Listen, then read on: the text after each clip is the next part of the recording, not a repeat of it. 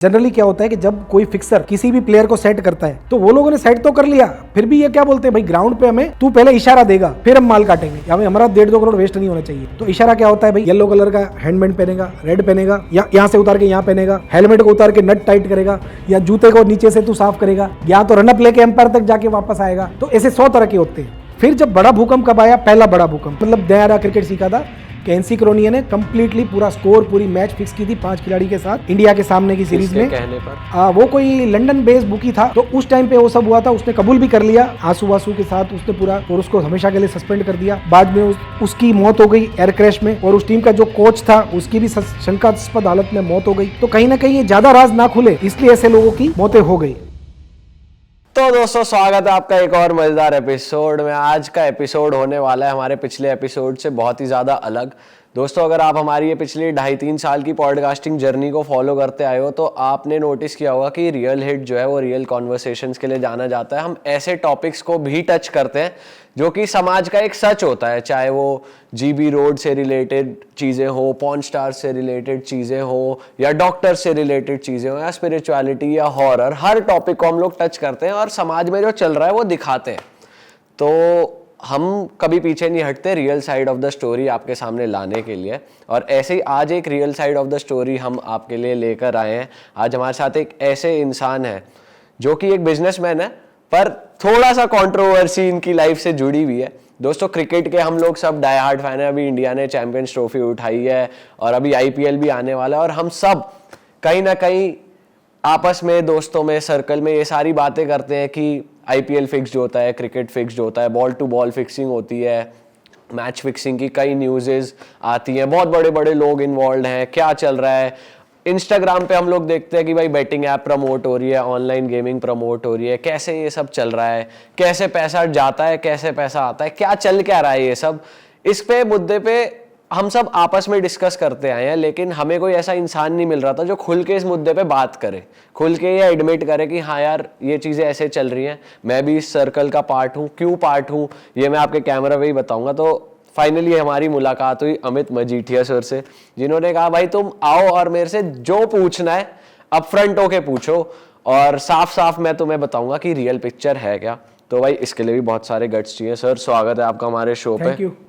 और दोस्तों, पहले ही मैं आपको ये बता दूं कि ये बातें, ये कॉन्वर्सेशंस सिर्फ आपके सामने रियल पिक्चर रखने के लिए, किसी भी चीज़ को ग्लैमराइज या किसी भी चीज़ को प्रमोट नहीं किया जा रहा है, क्योंकि लॉन्गर पिक्चर में ये चीज़ें आप अपनी मर्जी से करो तो ठीक है, ना ही करो तो बेटर है। आपका क्या कहना है बीइंग अ बिजनेसमैन? मैं वहीं से स्टार्ट करूंगा कि मेरे जो लाखों फॉलोअर हैं, जब भी मुझसे कोई पूछता है as a analyst, as a cricket analyst, या एज अ प्रेडिक्शन कि सर हम गैम्बलिंग में कैसे जीते हैं, कसिनो में कैसे जीते हैं, तो मैं उनसे सबसे पहली लाइन, आज नहीं 14 साल का मेरा करियर है, 15 साल का, मैं पहले दिन से एक ही बात बोलता हूँ कि जुआ में जीतने का सबसे बड़ा गुरु मंत्र यह है कि जुआ मत खेलो। ठीक है, मैं बोलता हूँ कि सबसे पहला गुरु मंत्र है कि जुआ मत खेलो। और फिर भी अगर जो लोग मान लो कि गैम्बलिंग कर रहे हैं, फैंटासी खेल रहे हैं, या शेयर बाजार, म्यूचुअल फंड, या कोई भी चीज़ ऐसी, मैं उस हर चीज़ को गैम्बलिंग मानता हूँ जिसमें पैसा आ रहा है या जा रहा है, व्यापार के सिवा। अगर आप कोई भी चीज़ 1000 रुपये में खरीद के 1100 में बेच रहे हो तो व्यापार है, 1000 में लेके इवन 2000 में बेच रहे हो, उसमें से आपका खर्चा भी है, जो काट कूट के जो एबिटा बचता है उसको बोलते हैं व्यापार।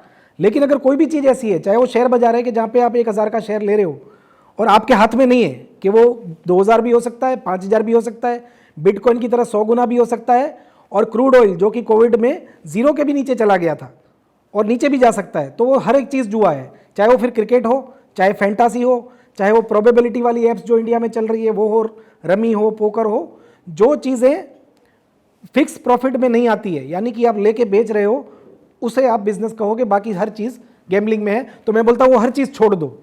अगर कर रहे हो तो कैलकुलेशन माइंड से करो, और लीगली तरीके से जितना हो सकता है करो, और वो कैसे करना है वो तो सबको अपने अपने रूल्स पता ही होंगे। आप ये क्रिकेट की मतलब बैटिंग और जो बुकी सिस्टम होता है, हमने तो देखो टर्म्स ही सुने हैं, बुकी के थ्रू लोग खेलते हैं, फ़ोन पे बातें चल रही हैं, इस पे इतना लगा दे, मेरा इस पे इतना लगा दे। सब लोग नोकिया 1100 यूज़ करते हैं, वो वाले फ़ोन नहीं यूज़ करते जो हाई टेक हो गए हैं। तो मुझे थोड़ा सिस्टम बताओ, ये बुकी कौन होता है, कैसे ये नेटवर्क बनता है कि हाँ भाई मैच खेलेगा, कौन दे रहा है, कौन जीत रहा है, जो खिला रहा है उसका क्या फ़ायदा। थोड़ा ये ऑफलाइन सिस्टम बताओ बैटिंग का। ऑफलाइन एक्चुअली जो होता है, जो 1994 में होता था लैंडलाइन पे, क्योंकि जहाँ तक मुझे याद है मेरे सिटी में गुजरात में 1999 में मोबाइल आए, नोकिया 5110, ठीक है, और मोटोरोला। तो 1994 में क्या होता था कि एक बुक की 5-6 डब्बे लेके बैठा है और अपने ग्राहक बना लिए उसने।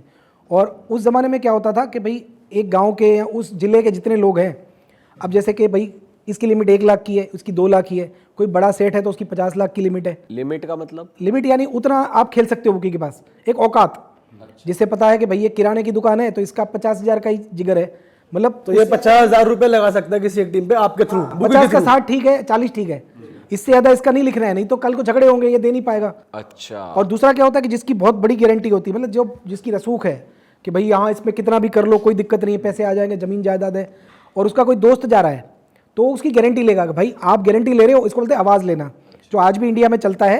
जितने लोग ऑफलाइन बुक आज चला रहे हैं इंडिया के हर जगह, पूरे इंडिया में आज भी चल रही है, क्योंकि वो ट्रेडिशनल वे है। तो कोई अगर इतनी बड़ी वॉल्यूम देना चाह रहा है, उसका बैकग्राउंड चेक होता है देख के कि भाई ये जेन्युइन है?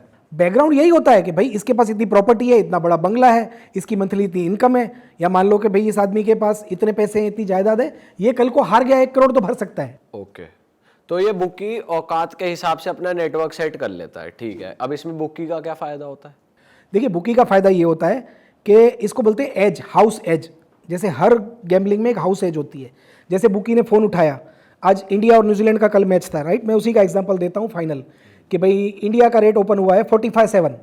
45-47 क्या होता है कि जैसे किसी ने अगर 1 करोड़ लगाया इंडिया पे तो उसे मिलेगा 45 लाख, यानी जाएगा 1 करोड़ मिलेगा 45, क्योंकि इंडिया मजबूत टीम है तो फेवरेट का रेट आपको कम मिलेगा। तो ये तो घाटा ही हुआ एक तरीके से। नहीं घाटा नहीं है ना, क्योंकि वो टीम के जीतने का चांस ज्यादा है। आया 1 करोड़ उस पे प्लस 45, या 1 करोड़ आपको वापस, एक तो आपका आपके पास ही है। ओके ओके 45 पैसे, यानी आपने 1 का रिस्क लिया, मिले 45। ओके। क्योंकि दोनों टीम की टक्कर के हिसाब से, फॉर्म के हिसाब से, आईसीसी रैंकिंग, ग्राउंड कंडीशन, सब के ऊपर से भाव तय होता है बेटफेयर में, जिससे वो सब तो चलता ये है। छोटे बुकी भी बेटफेयर को आइडल मानते हैं। बेटफेयर पूरा वर्ल्ड, पूरा वर्ल्ड 200 प्लस स्पोर्ट्स बेटफेयर से ही चलते हैं। और बेटफेयर में कोई एक आदमी भाव नहीं डालता है, मैंने पहले भी बोला, it's work like a share बाजार।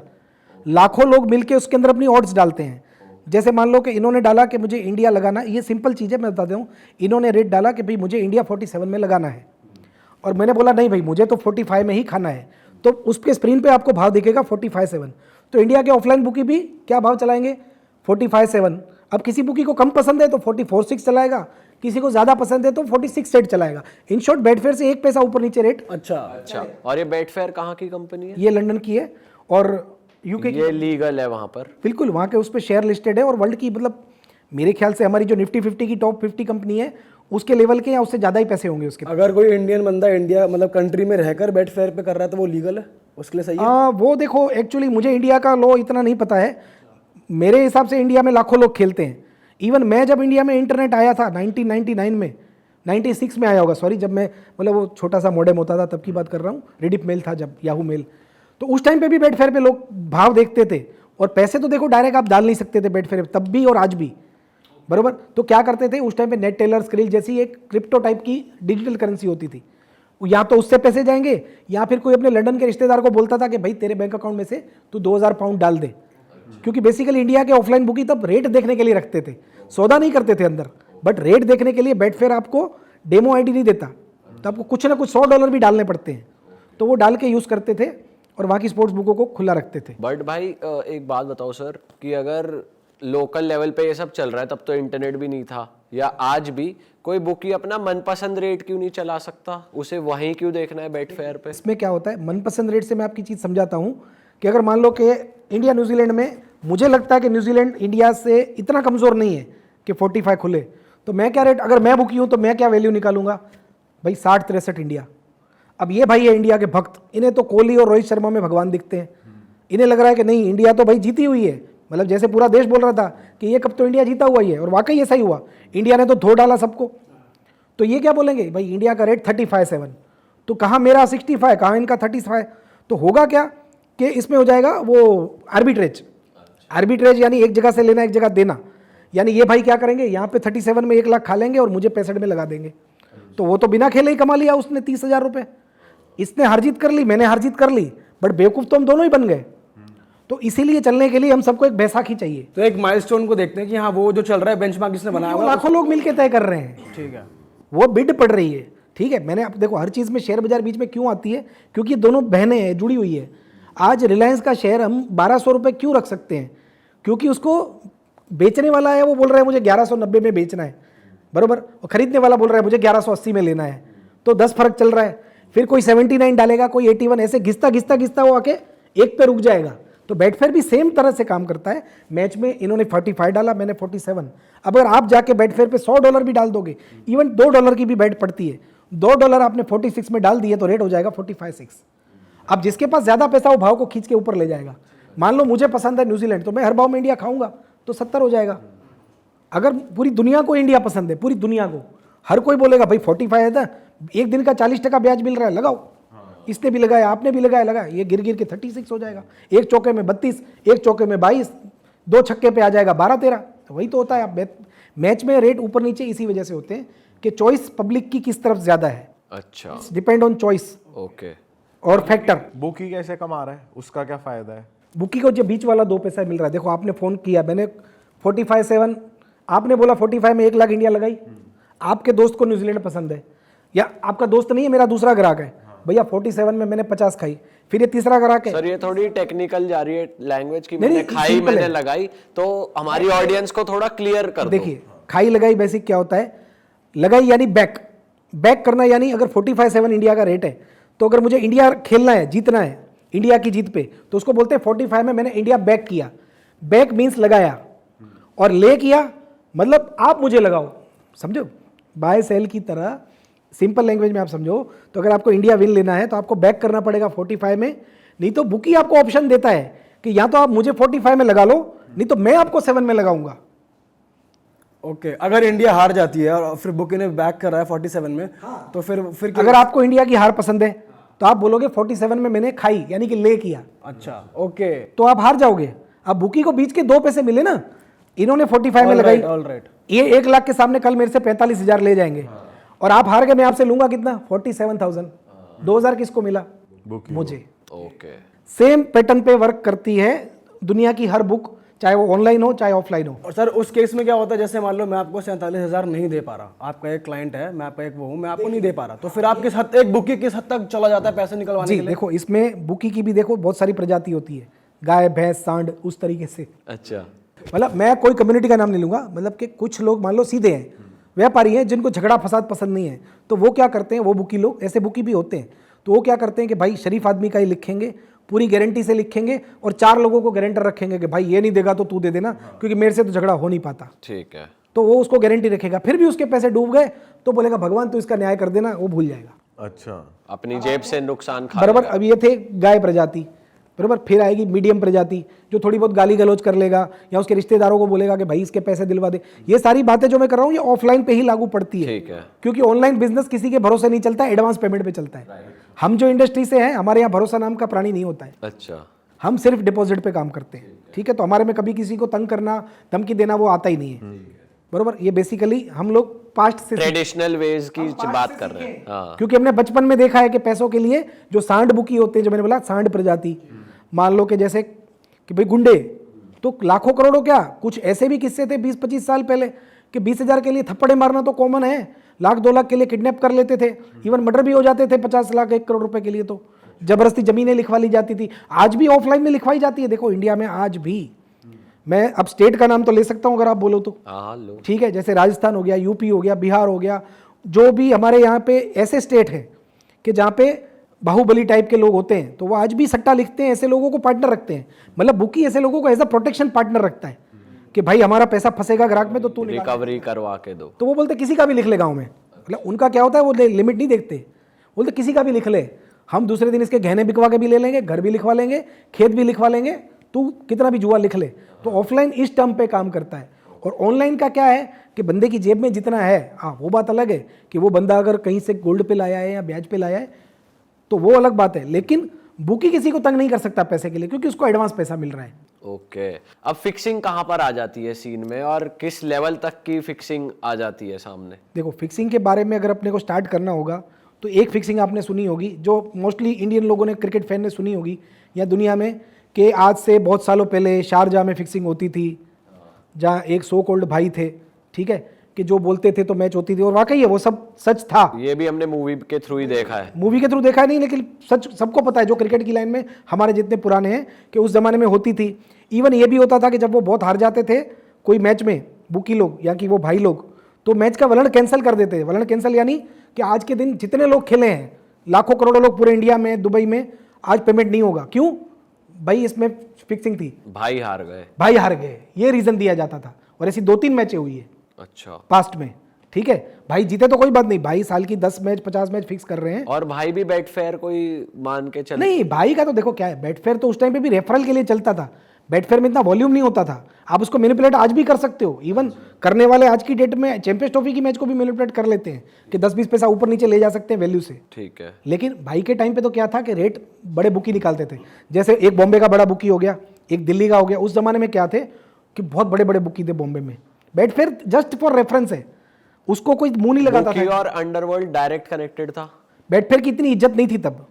मतलब अंडरवर्ल्ड डायरेक्ट कनेक्टेड था। वो तो देखो मुझे नहीं पता है, मैं नहीं बोल सकता, पर कहीं ना कहीं तो था, जहां तक मुझे पता है, क्योंकि फिक्सिंग होती थी। आपने भी नाम सुना है, इंडिया के कितने क्रिकेटरों का नाम आया जो तो प्रूफ हो चुका है, उनको सजा हो चुकी। मैं नाम भी बोल सकता हूं लेकिन मैं नहीं बोलूंगा, ठीक है, जो हमारे एक्स कैप्टन थे इंडिया के 90s में, ठीक है। पर अब सबसे वो रिवर्स हो गए डिसीजंस, अब मोस्टली सबके केसेस हट गए हैं। पता नहीं, लेकिन अब वो तो साबित हो चुका है पूरी दुनिया में। तो मैं तो नाम भी लेता हूं अपने यूट्यूब के वीडियो में, यहाँ नहीं ले रहा हूँ, ठीक है। तो बात है कि वहाँ से चालू हुआ, बरोबर। उसके बाद कुछ क्रिकेटर बाहर आए कि हमें भाई ने दुबई में ये अप्रोच किया, वो किया, बरोबर, रह के आए सालों बाद, बरोबर, कि इसने ये किया। फिर आती है, तब पब्लिक को ये था कि यार चलो भाई करते थे, ये गंद ज़्यादा नहीं। और सच बताऊं तो क्रिकेट में तब गंद ज़्यादा नहीं थी, मतलब पूरे साल में 1-2 मैच फिक्स होते थे या 4-8 होते थे और पकड़े नहीं जाते थे। पकड़े तो खैर आज भी नहीं जाते हैं, क्लियर। लेकिन तब क्या था कि नहीं करने का रीज़न क्या था कि लोग यार एक देशभक्ति को मानते थे। और तब क्या था कि अपने देश के लिए खेल रहे हैं, भले 500 मिलते थे। हमारी वर्ल्ड कप विनिंग स्क्वाड को कपिल देव जी बोलते हैं कि 500-1000 रुपये ही मिलते थे, फिर भी उस टाइम पे किसी ने सोचा नहीं कि हम देश के साथ ऐसा कर लें, बरोबर। या किसी ने अगर छोटा बड़ा किया भी होगा तो कभी सामने नहीं आया। फिर जब बड़ा भूकंप कब आया, पहला बड़ा भूकंप जो हेंसी क्रोनिया ने कबूल किया कि हर्षल गिब्स के साथ मिलके या इसके साथ मिलके मैंने फिक्सिंग किया, ये किया, सब पे सैंक्शन लगे, किसी पे लाइफ बैन लगा, कोई उसके बाद लेजेंड खेल रहा है, बूढ़े खेल रहे हैं। क्या हुआ था वो आज की जनरेशन को पता नहीं है, तो थोड़ा बता तो दो। बच्चे थे जब मैं मतलब नया क्रिकेट सीखा था कि एनसी क्रोनिया ने कंप्लीटली पूरा स्कोर, पूरी मैच फिक्स की थी 5 खिलाड़ी के साथ इंडिया के सामने की सीरीज किसके में। कहने पर? वो कोई लंदन बेस्ड बुकी था, मेरे को नाम याद नहीं आ रहा है, जो मतलब था इंडियन ही, लेकिन लंदन में जाके ये सब उसने किया था। संजीव चावला या पता नहीं क्या नाम था उस टाइम पे, यूट्यूब पे सब कुछ है। तो उस टाइम पे वो सब हुआ था, उसने कबूल भी कर लिया आंसू वासू के साथ उसने पूरा, और उसको हमेशा के लिए सस्पेंड कर दिया। बाद में उसकी मौत हो गई एयर क्रैश में, और उस टीम का जो कोच था उसकी भी शंकास्पद हालत में मौत हो गई। तो कहीं ना कहीं ये ज़्यादा राज ना खुले, इसलिए ऐसे लोगों की मौतें हो गई। वो सब जानते हैं कि मौतें ऐसे ही नहीं हुई है, कुछ ना कुछ तो था, पर वो था छोटा वर्जन। जब ऑनलाइन आया तो गंद ज़्यादा क्यों हो गई? ऑनलाइन के आने से पहले गंद हो गई, क्यों हुई? क्योंकि ऑनलाइन तो एक्चुअली इंडिया में 2016 में नोटबंदी के दूसरे दिन आया, ठीक है। इंडिया में जो ऑनलाइन पैदा हुआ नोटबंदी के दूसरे दिन पैदा जो हुआ। ये हम बुक सुनते हैं, ये बुक वो बुक, ऑनलाइन आप पैसा डालो, ये तब शुरू हुआ। इससे पहले सब ऑफलाइन चल रहा पता है ना, क्योंकि पैदा करने वाले को ही पता होगा ना कि कैसे पैदा हुआ। राइट। 16 को रात को अनाउंसमेंट हुआ कि नोटबंदी है, और उसके 2 घंटे बाद बुक पैदा हुई इंडिया की पहली। ओके, वो भी आपकी बुक थी? मैं प्रमोटर था उसका। अच्छा, ठीक है, मैंने अपना नाम किसी को यूज़ करने दिया क्योंकि मेरे पास ब्रांड थी, मेरे पास पैसे नहीं थे, मेरे पास ब्रांड थी उस टाइम पे। मेरा काम था टिपिंग का, कि मेरे को लाखों लोग, हज़ारों लोग फॉलो करते थे अलग अलग देशों के, तो उन्हें ज़रूरत थी एक भरोसे की कि बंदा उसके पास खेलेगा क्यों। तो मैंने भरोसा दिया कि चलो तुम मेरा नाम यूज़ कर लो, बदले में मेरे को इतने पैसे दे देना। क्योंकि मेरी इनकम सडनली एक रात में बंद हो गई, क्योंकि नोटबंदी के आने से जो मुझे टिप्स की पेमेंट मिल रही थी वो मिलना बंद हो गई। तो मैंने उनको अपनी ब्रांड यूज़ करने दी as a brand ambassador. Okay. हाँ, तो अभी हम वहाँ पे आते हैं, फिक्सिंग के मुद्दे पे वापस आते हैं हम, क्योंकि बीच में से भटकना नहीं है। Yes yes yes. तो जब आया 1999 तक क्या था कि सिर्फ एक ही जुआ चलता था इंडिया में क्रिकेट में, मैच ये जीतेगा ये हारेगा, जिसको हम बोलते हैं खाई लगाई बैक ले। फिर 99 में किसी के दिमाग में ये कीड़ा आया कि यार ये स्कोर पे भी तो खिला सकते हैं, कि भाई 250 बनेगा, 200 बनेगा, 300 बनेगा। तो उन्होंने स्कोर का जुआ चालू कर दिया ये भी भाई के कहने पे ही चल रहा है अभी? हाँ, अरे भाई भाई चले गए, कब के चले गए, वो सब बातें हैं, कोई भाई नहीं है दुनिया में। ठीक है, ये सब बातें, स्टोरियाँ आपको सुनाई जाती है। मतलब एक टाइम तक था, उसके बाद वो चले भाई गए। आपके बाजू के घर में गैस का सिलेंडर भी फटेगा ना, तो आजकल यही बोला जाएगा कि पड़ोसी मुल्क का हाथ है। या आप जो चीज़ नहीं पकड़ सकते हो, भाई के आदमी कर रहे हैं, बस बोल दो, पब्लिक का ध्यान हट जाता है। अब तो खैर जनता भी इतनी भोली नहीं बची है, सब जानती है। वो जो भाई भाई की बातें कर रहे हो, बेचारे शुगर से कब के चल बसे होंगे, जो रूमर्स है पूरी मार्केट में, उसे पड़ी भी नहीं है, किसी को पड़ी नहीं होती है सब चीज़ें करने की। ठीक है, बराबर। तो फिक्सिंग की बात जब 99 आई तो स्कोर की बात आई। फिर इन्होंने क्या कॉन्सेप्ट खोज किया, कुछ गुजरात और दिल्ली के बुकी ने, कि भाई 15 ओवर 30 ओवर, तब तो वनडे थी, 20 थी नहीं, 20 तो तब तक पैदा नहीं हुई थी। 15 ओवर 30 ओवर 15-50 ओवर का स्कोर चलाएंगे। प्लेयर का इसमें ज़्यादा नुकसान था। क्यों? कि आप जब क्रिकेट का मैच खेलते हो तो 2% दे रहे हो बुकी को, 45-7, और रन में आप थोड़ा ज़्यादा दे रहे हो, क्योंकि उसमें बुकी का जीतने का चांस ज़्यादा होता है। तो बुकियों को मज़ा आ गई। अब गंदगी घुसना कहाँ चालू हुई? 2-3 साल तक वो ठीक चला, मैच फिक्सिंग धीरे धीरे आती थी, कभी जाती थी, पर पकड़ में नहीं आती थी। ठीक है, एक बहुत बड़ा इंटरनेशनल टेस्ट मैच था, मैं नाम ही नहीं लूँगा यहाँ पे, जो बॉम्बे में हुआ था। ठीक है, बराबर। वहाँ पे एक बड़ा बुकी था, पूरी दुनिया जानती है कि वो सेट हुआ था, और वो मैच इंडिया ने जीता था। मैं ये भी बोल देता हूँ, वो फिक्स था पूरा कंप्लीटली। पूरी दुनिया जानती है, बराबर, पूरी दुनिया जानती है। सर सिंस आप इतनी अंदर की बातें जानते हो, मैं आपसे ये पूछना चाह रहा हूँ, एक प्लेयर को फिक्स करने के लिए क्या पैसा ही मोटिवेशन होती है, या और भी हद तक जाते हैं बुकी? देखो, इसमें क्या होता है कि ये तरह तरह के होते हैं। प्लेयर का पहले तो मैं आपको वहीं से आगे बढ़ रहे हैं कि ये कैसे हुआ। ठीक है, जब मैचें हो रही थी, साल की 1-2 हो रही थी, 4 हो रही थी, लेकिन आगे नहीं आ रही थी बात, क्योंकि ये चीज़ें ना आज भी नहीं आती है बाहर, जबकि आज तो वो चीज़ 90% बढ़ चुकी है। ठीक है, उस जमाने में मैच कितने होते थे साल के? आप देखो, साल में आप 365 दिन में 100 दिन क्रिकेट होता था, ठीक है, ज़्यादा से ज़्यादा 150 दिन वनडे क्रिकेट, टेस्ट क्रिकेट। अब तो नए अब तो आप देखोगे ना, औरत खेल रही है, बच्चे खेल रहे हैं, बूढ़े खेल रहे हैं, अंधे खेल रहे हैं, यूट्यूबर्स खेल रहे हैं। हाँ, यूट्यूबर, इन्फ्लुएंसर, वो सब तो अलग ही है, और हर चीज़ पे सट्टा चल रहा है। लेजेंड खेल रहे हैं, इवन 50-50 साल के क्रिकेटर जो रिटायर हो गए वो भी खेल रहे हैं, तो सट्टा सब पे चल रहा है। तो फिक्सिंग उसमें तो चलो 100 में से 100। ऐसा भी कह सकते हैं कि सट्टा चलवाने के लिए नए नए टूर्नामेंट क्रिएट भाई वो नहीं चाहते कि सट्टे के लिए चले। अब क्या हो रहा है कि पैसा उनको कमाना है। अब मान लो कि यार 11 प्लेयर रिटायर है, अपने ज़माने में वो फिक्सिंग कर नहीं पाए आईसीसी के डर से, समझो, अपने ज़माने में कर नहीं पाए। अब उनके पास बचत कुछ है नहीं, क्योंकि तब फीस भी इतनी मिलती नहीं थी, या अपनी गलत आदतों के चलते खो दिया। अब उनके पास रास्ता क्या है पैसे कमाने का? तो वो लेजेंड की लीगें चल रही है, ठीक है, जहाँ पे वो रिटायर खिलाड़ियों को बुलाते हैं। तो ये चलवाई जा रही है ना बेसिकली, सर्कल मैं घुमाने ऐसी एक टीम का ओनर रह चुका हूँ, इसलिए मुझे पता है। तो फिर तो इन टूर्नामेंट में कौन जीतेगा सब फिक्स रहता होगा। वो भाई देखो, अगर क्रिकेट 3 तरह का होता है, 4 तरह का, A B C D।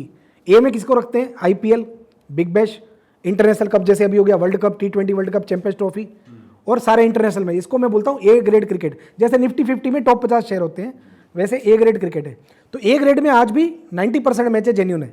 Okay, 90% genuine है। हाँ, मतलब मैं ये समझ जाओगे, 90 के सिवा जो 10 बचता है वो क्या है, ठीक है, मैं नहीं बोलूँगा कुछ। ठीक है, ठीक है। और बी ग्रेड जैसे ही अपन जाते हैं, अब बी ग्रेड में क्या आता है? Bangladesh premier league, PSL, CPL, बराबर, जितने भी देश, अफगान प्रीमियर लीग, या जितने भी छोटी लीग हैं, दुबई लीग, अफ्रीका लीग, ये आती है बी में। तो बी में 25% मैचें गलत हो सकती है, 75 जेन्यून है। ठीक है, और फिर आती है सी बोले तो Raja Rajwada league, legend league, women league, जो भी खेल रही हैं अभी चालू ही है, बराबर, उन सब में होती है 50%। मतलब मान लो कि 2 मैच में से 1 मैच पूरी बनी हुई है, स्क्रिप्टेड है, बाकायदा रात को लिख के दिया गया है कि भाई तुम इतने रन दोगे, तुम इतने रन करेगी, तू इतना पिटेगी, तुझे इतने पे आउट होना है, ये सब होता है, ओके, बराबर। अब वो कौन करता है, उसमें भी तरह तरह का, देखो ये किसी पे इल्ज़ाम हम लगा नहीं सकते, क्योंकि किसी चीज़ का इसमें राइटिंग प्रूफ नहीं है या वीडियो नहीं है, ठीक है, और है भी तो मैं यहाँ दिखाऊंगा नहीं। उसके लिए मेरे पास अलग चैनल है, मैं जब दिखाऊंगा तो देख लेगी दुनिया। अच्छा, बीच में ये भी बात उठती थी कि चलो टीम या प्लेयर फिक्स कर लिया, कुछ हो गया, एक एक बॉल भी फिक्स होती है, ऐसा भी होता है? हुआ था ना, जैसे मोहम्मद आमिर का केस हुआ, नाम ले सकता हूँ क्योंकि वो तो कल्प्रिट है, जेल काट के आया, सजा दी हुई है उसको यही दिया गया, उसका स्टिंग ऑपरेशन किया गया। उसको क्या दिया गया कि भाई ये इतने 5,000 पाउंड है, 10,000 पाउंड है, तू मैच की 2nd, 3rd, 4th नंबर की बॉल नो बॉल डालेगा। अच्छा, आप सोचोगे कि यार नो बॉल में क्या मिलेगा? इसी पे मैं आ रहा था 1999 से। यस, वहीं से अब चालू करते हैं। 99 के बाद क्या हुआ कि यहाँ के लोगों को, एशिया के लोगों को पता चल गया कि यूके में, ऑस्ट्रेलिया में लीगल साइट से उन्होंने भाव देखना चालू किया कि वहाँ पे चलता क्या है। तो वो शौक हो गए कि वहाँ पे तो यार एक एक बॉल पे सट्टा चल रहा है, एक एक ओवर पे सट्टा चल रहा है। इवन कोई प्लेयर पर्टिकुलर बॉल पे 9 बॉल डालेगा, उसमें एक का 20 मिल रहा है, एक का 50 मिल रहा है। और आप जानते नहीं हो, मेरे सामने हो चुकी है ये चीज़। एक केनिया का प्लेयर था, ठीक है, मैं नाम नहीं लेता हूँ अभी। उस आदमी को हिट विकेट नाम की एक क्रिकेट होती है ना, क्रिकेट में हिट विकेट होता है। तो जनरली क्या होता है कि जब कोई प्लेयर हिट विकेट, साल में 1 या 2 ही होते हैं, कैच तो हर मैच में 10 होते हैं, तो हिट विकेट में 1 का 200 मिलता है। अच्छा, तो उन्हें इंडिया के किसी होशियार आदमी की नज़र पड़ गई उधर, प्रतिभावान लोग तुम्हारे इंडिया में है ही। तो उसने देखा कि केनिया वाले तो गरीब है यार, 5-10 लाख में कुछ भी कर लेंगे। तो उसने उसको बोला कि भाई तुझे 15 लाख दूंगा। तो बोले बोलो, 15 लाख के लिए तो मैं आउट हो जाऊंगा, जो बोलोगे करूंगा। बोलो तो बोले मैं अपनी टोपी क्या चड्डी उतार दूंगा। मतलब इतने बेचारे गरीब देश है वो, जिम्बाब्वे, केनिया, वो सब। तो बोले तुझे कुछ नहीं करना है, बोले तुझे कैमरा में सिग्नल दे के अपनी टांग घुसड़ देनी है, बैट घुसड़ देना है स्टंप में, ठीक है।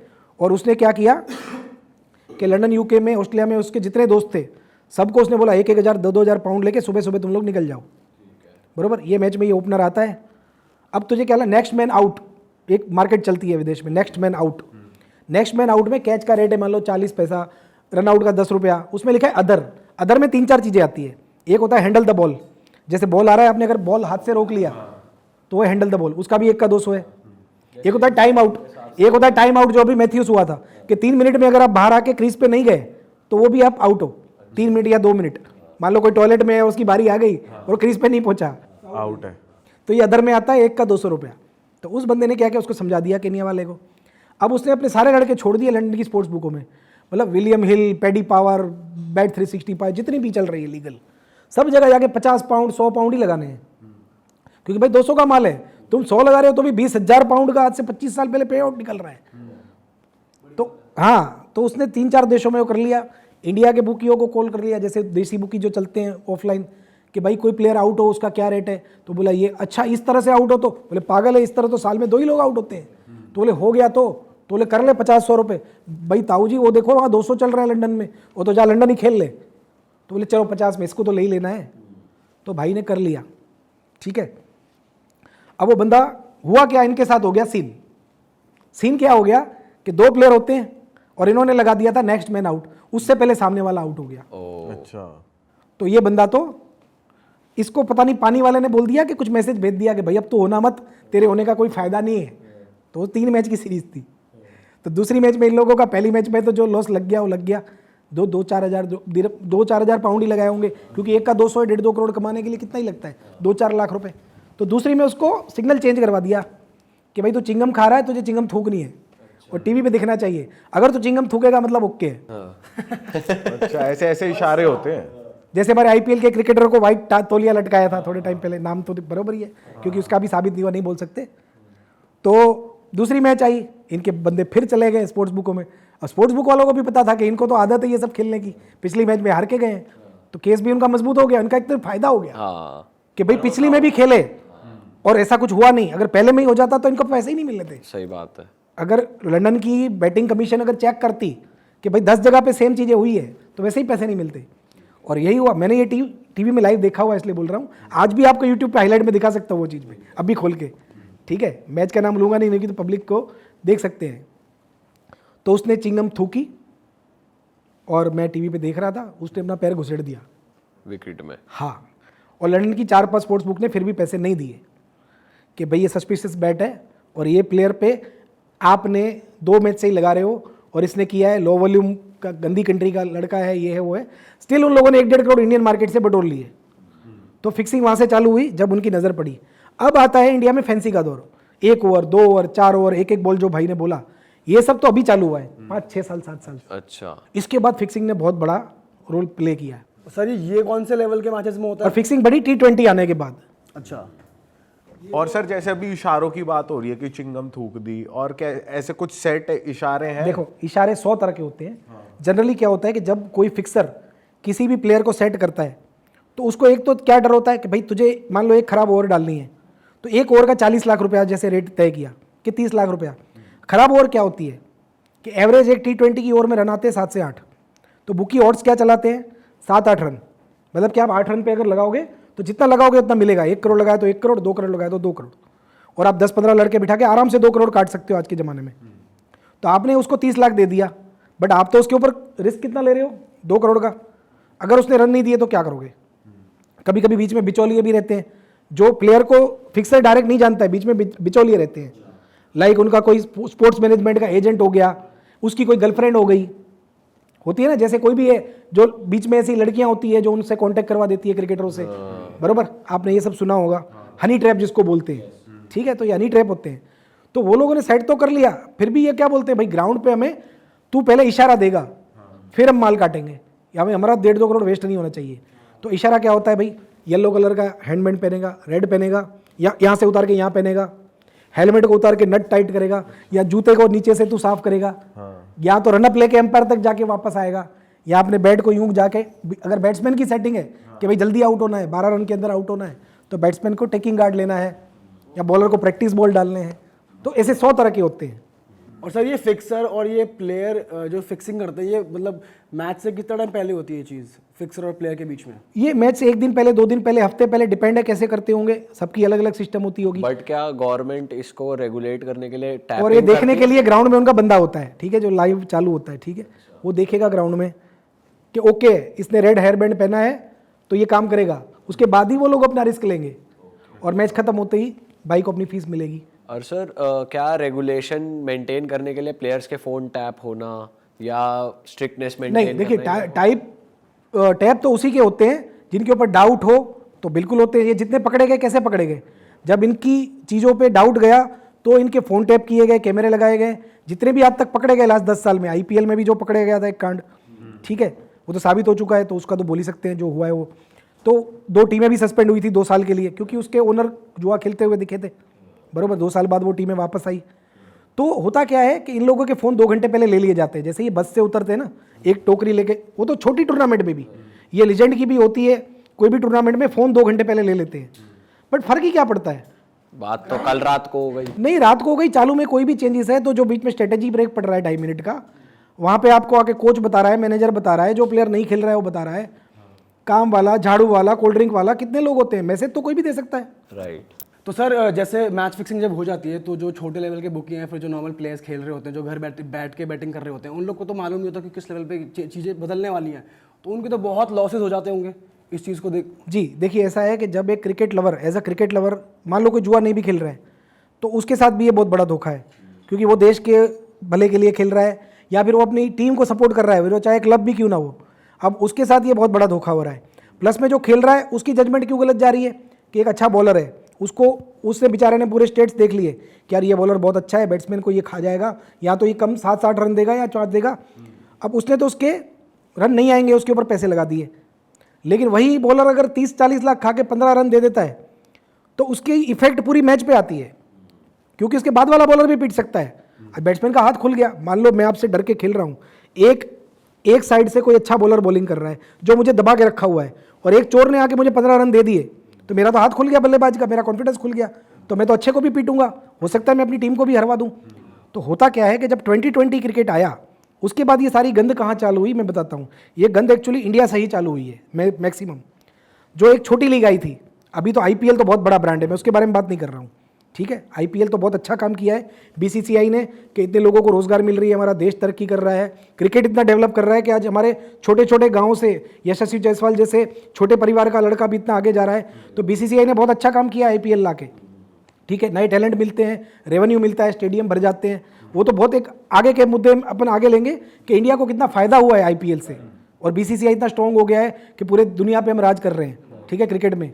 लेकिन उससे पहले एक लीग आई थी जो IPL जैसा ही नाम था, ठीक है, वो भी मैं यहाँ नहीं ले रहा हूँ, ठीक है, जो आई से ही चालू होती थी और जिसको मारने के बाद IPL पैदा हुआ, ठीक है। तो उसने पूरी गंद फैला दी। हुआ क्या कि जब वो लीग आई, मुझे क्यों पता है, क्योंकि अहमदाबाद में ही वो लीग खेली जाती थी, वो स्टार्ट हुई, जिसको देख के IPL ने सीखा कैसी लीग की जा सकती है, ठीक है। वो IPL जैसी गुजरात में चालू हुई, और अहमदाबाद में उसकी सारी मैचें होती थी, और उसमें एक टीम थी जिसमें सारे खिलाड़ी पाकिस्तान के थे, आपको याद होगा तो, ठीक है। लाहौर नाम से टीम थी, आगे जो भी था वो। तो उस टाइम पे क्या था कि गुजरात के जितने बुकी थे उन लोगों ने कांटेक्ट कर लिया जैसे तैसे करके, और वो पूरी मैच स्क्रिप्टेड होती थी, पूरी मतलब 11 के 11 प्ले होते थे। उन्हें पता होता था कि आपको क्या करना है, कितने ओवर में कितने रन करने हैं, स्लो खेलना है, कितने वाइड डालने हैं, कितने नो बॉल डालने हैं, मतलब पूरी क्रिकेट को उन्होंने कबाड़ी बाजार बना दिया था। मतलब आज के डेट में इतना गंद नहीं है जितना उस टाइम पे था 2 साल के लिए। और कुछ फिक्सर तो ऐसे थे कि अगर मान लो कोई टीम के प्लेयर नहीं मान रहे हैं या बोलते हैं कि भाई हमें ये सब काम नहीं करने, ऐसी टीमें भी थी। उस लीग में सारे चोर नहीं थे, बट जो नहीं थे उनके साथ क्या होता था कि क्रिकेट में एक रूल होता है, क्रिकेट की गैम्बलिंग में, कि अगर एक इनिंग खेली गई है और दूसरी इनिंग से पहले मान लो बारिश आ गई जिसको बोलते हैं मैच अबेंडन होना, मान लो बारिश से रिजल्ट नहीं आया, या मान लो कि फ्लड लाइट चली गई, बाढ़ आ गई, भूकंप आ गया, मैच बीच में रुक गई, तो वो मैच का पूरा पेमेंट कैंसिल हो जाता है। मतलब कि हार भी नहीं, जीत भी नहीं, जिसने जो लगाया सब पैसा वापस आ जाएगा। जैसे टाई में होता है कि टाई हो गई तो भी मैच और उसके पैसे वापस आ जाते हैं, कोई नहीं जीतता है क्योंकि सुपर ओवर वैलिड नहीं होती है। तो वो लोग क्या करते थे कि अगर प्लेयर नहीं मान रहे हैं कोई बात नहीं है, उन्होंने उस ग्राउंड के फ्लड लाइट वालों को पैसे दे दिए कि भाई तू कुछ मत करना, एक इनिंग देखेंगे। अब एक इनिंग वो अपनी चॉइस से खेल रहे हैं, चॉइस यानी जो उनको मन में आ रहा है वो टीम खेल रहे हैं, करोड़ 2 करोड़ 5 करोड़ 10 करोड़ से। अगर जो इनिंग ब्रेक तक उनके फेवर में आ गई, लाइक उन्होंने बॉलिंग खेली है और सामने वाली टीम 120 में आउट हो गई, तो उन्हें तो दोनों तरफ प्रॉफिट बुक हो गया, तो कुछ नहीं करेंगे। बट खुदा ना खास्ता अगर पहली टीम ने 200 मार दिए और इनको लगा कि यार ये तो अपने पैसे चले गए, तो फ्लड लाइट उड़ा देगा। तो मैच के सौदे कैंसिल हो गए। तो उस लेवल की काम चल रहे थे वहाँ पे, और रोकने वाला कोई नहीं था, क्योंकि वहाँ पे तो पूरी सिस्टम ही मिली हुई थी। सर जब इस लेवल की फिक्सिंग हो जाती है तो फिर तो आप जाहिर सी बात है लॉसेस हो रहे हैं, तो देखा जाता है काफ़ी लोग, जैसे हमने सुना है कि यार कोई सुसाइड कर ले रहा है, किसी का घर बिक गया, सोना चला गया, तो आप इस चीज़ को कैसे देखते हो कि यार एक तरफ तो इतना ग्लोरीफाई किया जा रहा है, इतना पैसा बनता है बुकीज़ का, बैटिंग करके पैसा मिलता है, बट लोग मर भी जाते हैं। जी, मैं देखो अभी इसी बात पे आ रहा हूँ कि हर इंडस्ट्री की अच्छाइयाँ भी होती है, बुराइयाँ भी होती है। तो मैं पहले ये बताना चाहूँगा कि जो आपने बोला कि अगर कोई ज़्यादा हार जाता है, या मान लो अपनी कैपेसिटी से ज़्यादा हार गया, या गैमलिंग की लत ऐसी है, ठीक है कि आदमी अपनी लिमिट से ज़्यादा हार ही जाता है मोस्टली, अगर उसका सेल्फ कंट्रोल नहीं है तो, जो कि 10% लोगों में होता है, 90 में नहीं होता है, चाहे वो फिर स्टॉक मार्केट हो या कोई भी चीज़ हो। तो मेरा कहने का मतलब ये है कि देखो इंसान को अपना मनोबल मजबूत रखना चाहिए और ये सोचना चाहिए कि मेरे पास कितने पैसे। देखो मेरे हर वीडियो में एज अ स्टैटिस्टिशियन नहीं, एज अ गैमलिंग एडवाइज़र भी मैं जिनको एडवाइस देता हूँ, मेरे हर वीडियो में यही होता है कि आपकी अगर कोई इनकम है तो उसका 10% आप शेयर बाजार में डालो, चाहे 10% से आप क्रिप्टो ट्रेडिंग करो, या 10% से या फन के लिए आप गैमलिंग करो। हाँ, प्रोफेशनल गैमलर है लाइक मी, या मेरे जैसे हज़ारों लाखों लोग इंडिया में प्रोफेशनल गैमलर है। जैसे प्रोफेशनल पोकर प्लेयर होते हैं, डैन ब्लिज़नियर हो गया, करोड़ों रुपए जीतते हैं। कैसे? क्योंकि वो रूल से खेलते हैं, वो हर चीज़ का फ़ायदा उठाते हैं, स्टैट्स नॉलेज होती है, प्लेयर की नॉलेज होती है, हर चीज़ होती है। देखो 10 में से 1 मैच अगर फिक्स है, या 10 में से 1 बार अगर प्लेयर रन दे रहा है, तो 9 बार तो आप अपने दिमाग से और स्टैट्स से पैसे बचा सकते हो। तो उसको पूरी तरह से रिसर्च करके अगर वो करेगा तो इसमें अच्छे पैसे कमा भी सकता है। ऐसे बहुत से लोग हैं जो इसमें अपना कैरियर बना के बैठे हैं। अब आता हूँ दूसरी बात पे कि सुसाइड वाली बात। देखिए हमारे देश में एज़ पर गूगल साल के 5,500 किसान सुसाइड करते हैं, आप देख सकते हो। तो खेती करना हम बंद नहीं कर सकते, ठीक है। दूसरी चीज़ कि IAS IPS या जो भी है, साल के कितने लोग अटेम्प्ट करते हैं और कितने पास होते होंगे आपके हिसाब से? कोई डेटा है आपके पास? 1% या उससे कम, ठीक है। मान लो आपने 5 साल पढ़ाई की, अगर आप फिर भी IPS नहीं बने, IAS नहीं बने, जाके आपने क्या किया रिक्शा चलाओगे, टैक्सी चलाओगे, जॉब करोगे 60-70 हज़ार 1 लाख की, सक्सेस चांस कितना है? 1% से कम। खेती करके भी सारे किसान तो अरबोपति नहीं है ना इंडिया में, मोस्टली किसान तो गरीब है, यहाँ तभी तो सुसाइड कर रहे हैं। कर्जा लेना पड़ रहा है, बार बार कर्जा माफ़ करवाना पड़ रहा है। डॉक्टर ही पढ़ रहे हो तो भी यही परसेंटेज है। अब मैं आपको बोल रहा हूँ शेयर बाजार की वजह से कितने सुसाइड हो रहे हैं, आप गिन भी नहीं पाओगे। अरे मैं तो बोलता हूँ मैंने कपड़े की दुकान खोल ली, मैं ऐसे किससे आपको 100 गूगल पे निकाल के देता हूँ कि कपड़े की दुकान खोल ली, नहीं चली, मैं कर्जे में आ गया और मैंने सुसाइड कर लिया। तो सुसाइड है वो यहाँ की प्रॉब्लम है, उसको गैम्बलिंग से या किसी बिजनेस से मतलब ही नहीं है। जब भी हम बोलते हैं ना कि दारू की दुकानें बंद करवा दो, क्योंकि दारू पी के लोग बर्बाद हो रहे हैं, अपने बीवी बच्चों को पैसे नहीं दे रहे हैं, दारू की दुकानें बंद करवा दो। सिगरेट के पैकेट पे भी तो फोटो है कि भैया पियोगे तो गला सड़ जाएगा, ये खुलेआम बिक रही है, हम रोक रहे हैं, जबकि ये तो कैंसर दे रही है सीधा, सुसाइड भी नहीं हो तो मर्डर है, फिर भी चल रहा है। दारू खुलेआम बिक रही है, अगर आप पियोगे 20 साल आपका लीवर खत्म हो जाएगा, ये मर्डर है, हम बेच रहे हैं, दुकानें चल रही है। फिर भी इसको जस्टिफाई तो नहीं कर सकते, ये नहीं कह सकते कि ये सही चीज़ है सर। मैं जो अपने हर फॉलोअर को बोल रहा हूँ, अभी उसकी लाइन पे आ रहा हूँ। मैंने आपको एक फरारी गाड़ी दे दी लाल कलर की, मस्त, अब बैठ के शांति से चलाओ, लाइफ एंजॉय करो, या टायर के नीचे आके मर जाओ, ये आप डिसाइड करोगे। करेक्ट। मैं जस्टिफाई नहीं कर रहा हूँ, मैं क्लियर बोल रहा हूँ। हर चीज़ देखो एक लिमिट में अच्छी है। शुगर ज़्यादा लोगे तो भी मर जाओगे, दारू ज़्यादा लोगे तो भी। तो जुआ और गैम्बलिंग भी एक लिमिट में होना चाहिए। रिस्पॉन्सिबल गैम्बलिंग नाम का एक डिपार्टमेंट होता है हर देश में, हमारे यहाँ नहीं है, जबकि गेमिंग फुल्ली लीगल चल रही है अभी। इंडिया में कोई सोच रहा है कि गेमलिंग इलीगल है तो वो पागल आदमी है। फुल्ली लीगल चल रही है क्योंकि हम प्लेयर के रन पे लगा ही रहे ना प्रोबो में। बस नाम बदल दिया, फैंटेसी फैंटासी बोल दो, फैंटेसी ओपिनियन के नाम से खेल रहे हैं। स्किल बोल दो, विंजो फिंजो जिंजो जितनी भी चल रही है सब में तो जुआ चल रहा है। कौन सी गेमलिंग नहीं है वो? तो क्या इसकी क्या गारंटी है कि फैंटासी खेल के कोई सुसाइड नहीं कर रहा है? मैं आपको साबित करके दे सकता हूँ एज चैट जीपीटी और गूगल में कि फैंटासी में लोगों ने करोड़ों रुपए हारे हैं और उसमें भी सुसाइड हुए हैं। और आप चेक कर लो चैट जीपीटी पे डाल के कि साल के कितने लोग सुसाइड कर रहे हैं फैंटासी में, फिर भी तो कर रही है। क्यों?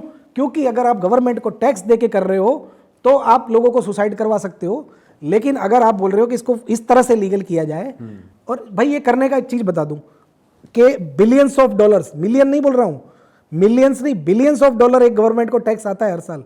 यूके हो चाहे ऑस्ट्रेलिया हो, और दुनिया के 50 से 100 देशों में ये लीगल है। और उनकी इकोनॉमी कहाँ है, हमारी कहाँ है? सबकी करेंसी मंगवा लो, आप टॉप 10 करेंसियां मंगवा लो वर्ल्ड की, कि जिसमें 9 देश ऐसे होंगे जिसमें गैम्बलिंग लीगल है।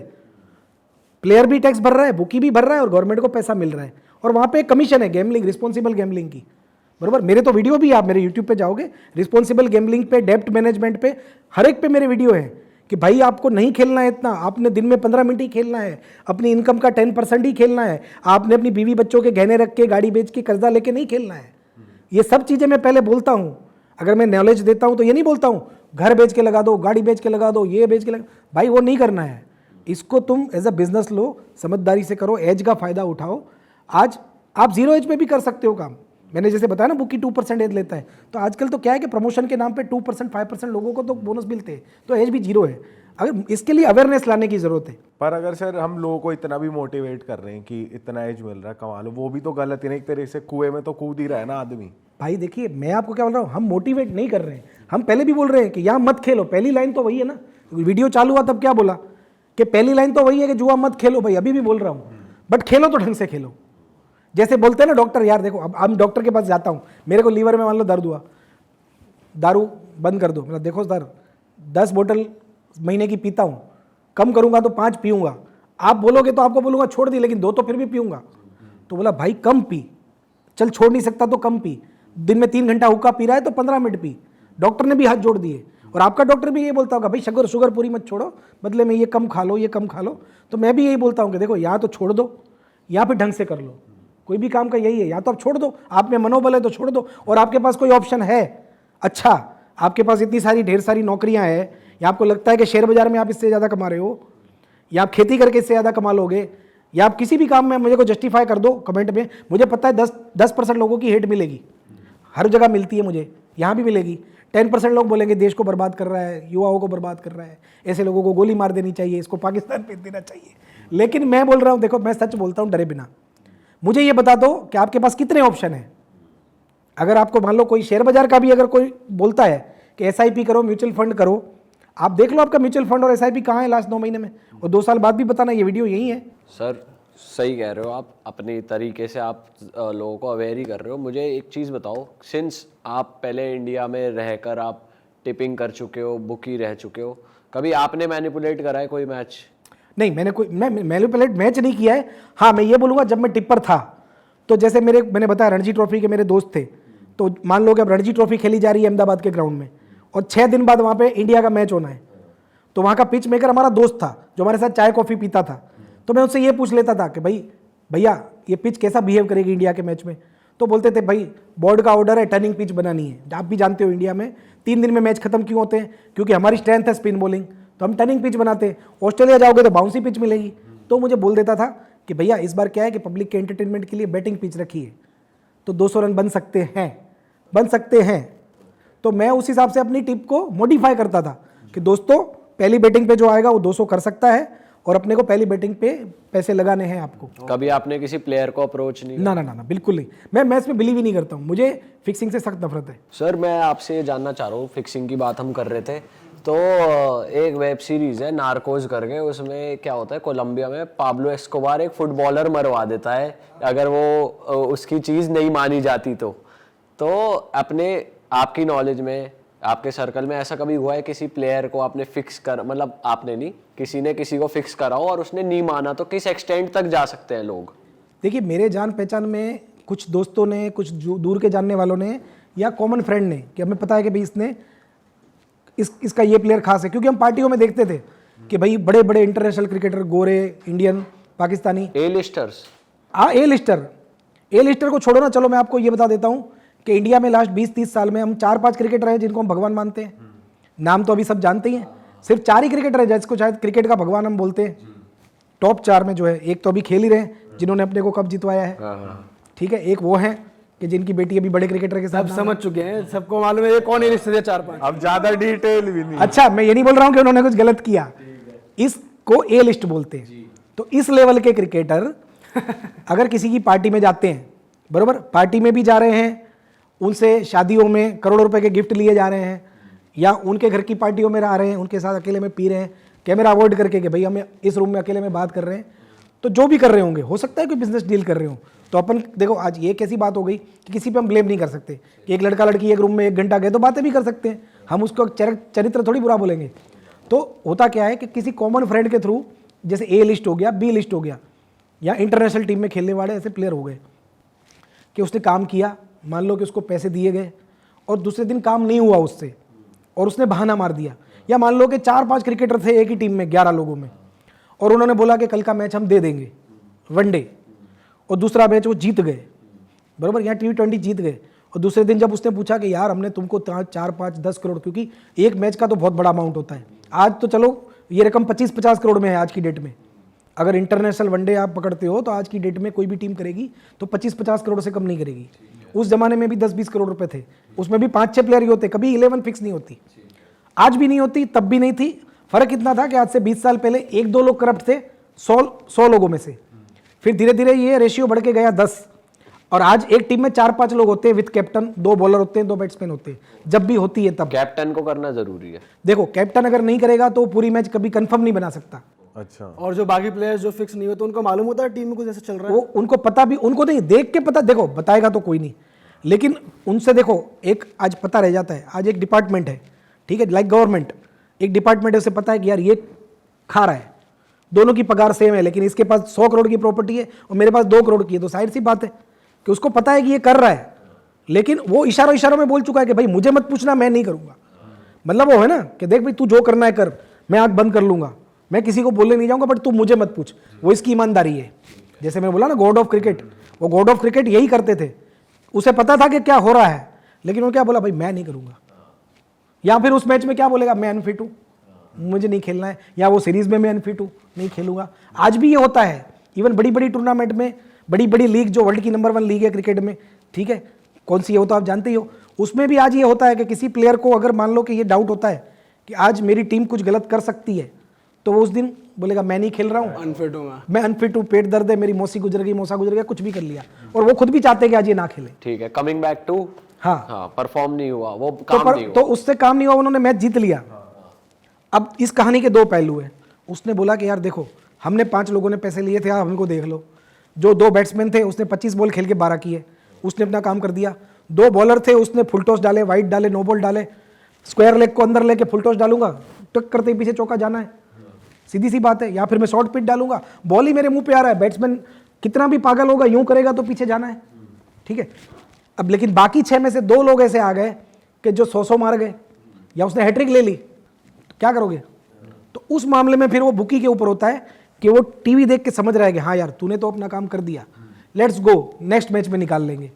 और फिर वो लोगों की फर्ज क्या होती है कि हमारी वजह से हमारे भाई का लॉस हुआ है, तो आने वाली मैच में हम फ्री में काम करके देंगे। Okay, like a mutual understanding. ऐसा नहीं हुआ कि कोई प्लेयर थ्रेटन हो रहा हो या कुछ ये हेंसी क्रोनिया वाला जो मैंने बताया, टपकाया हो, मेरे पास प्रूफ नहीं है, लेकिन ये हेंसी क्रोनिया और जो कोच मर गए थे, डेव वॉटमोर या जो भी, आज भी रूमर्स है कि उनके साथ कुछ गलत हुआ था, लेकिन रूमर्स तो रूमर्स ही है।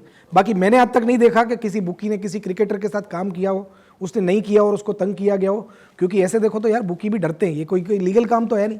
जो भी कोई सेट कर रहा होगा फिक्सर आज की डेट में, और आजकल देखो तो आजकल पैटर्न क्या है कि साल में 50 लीगें हो रही है, बराबर, 10 लीजेंड हो रही है, 10 T10 हो रही है, T20 हो रही है, इतनी लीगें हो रही है। मोस्टली अभी फ्रेम कैसे काम करता है, पहले बनती है लीग, तो उसके होते हैं लीग ओनर जो पूरी लीग को बनाते हैं, सेलिब्रिटी लाते हैं, 6 टीमें बेचते हैं, फिर होते हैं टीम ओनर। तो अब जाहिर सी बात है जिसने 5 करोड़, 10 करोड़, 50 करोड़, 500 करोड़ की टीम ली है, जैसी लीग ऐसा भाव। सस्ते से सस्ती टीम जो होती है लीजेंड में 5 करोड़ की होती है, उसमें से आपको सेंट्रल पूल से जो एडवर्टाइजिंग का, टिकटिंग का आता है 1 करोड़। तो मैं 4 करोड़ में अपना शौक पूरा कर रहा हूँ टीम लेके, एज अ टीम ओनर की जर्सी पहन के चीयर अप करने के लिए। ऐसे पागल भी है जो फिक्सिंग नहीं करते, सिर्फ टीम लेते हैं चीयर अप करने के लिए। बहुत से ऐसे दोस्त भी हैं मेरे जो बोलते हैं यार मेरी टीम हमेशा जीतनी ही चाहिए। इवन वो अपने करप्ट खिलाड़ियों को निकाल देते हैं कि निकल जा मेरी टीम से, इतने ईमानदार हैं टीम ओनर्स, ठीक है। वो और वो खुद भी अपनी टीम की जीत पे ही बैठेगा बंदा। ऐसे लोग बहुत है। तो अब बातें करप्ट लोगों पे। अब इनके पास ऑप्शन क्या रह गया? 5 करोड़ की मैंने टीम ले ली, 1 करोड़ आया मुझे सेंट्रल पूल से, तो मेरी तो मजबूरी हो गई, मैं क्या करूंगा? तो मैं लीग ओनर को बोलूंगा, वो बोलेगा देख भाई मैं तो बोलता हूँ मत कर, बट तू करेगा तो मुझे तो नहीं पता तू क्या कर रहा है। मैं भी आंख बंद कर लेता हूँ। प्रोफेसर आया, आपको बोला कॉपी मत करना, लेकिन मैं पीट कर रहा हूँ, फिर मुझे नहीं पता तू क्या कर रहा है। सेम वैसा ही है।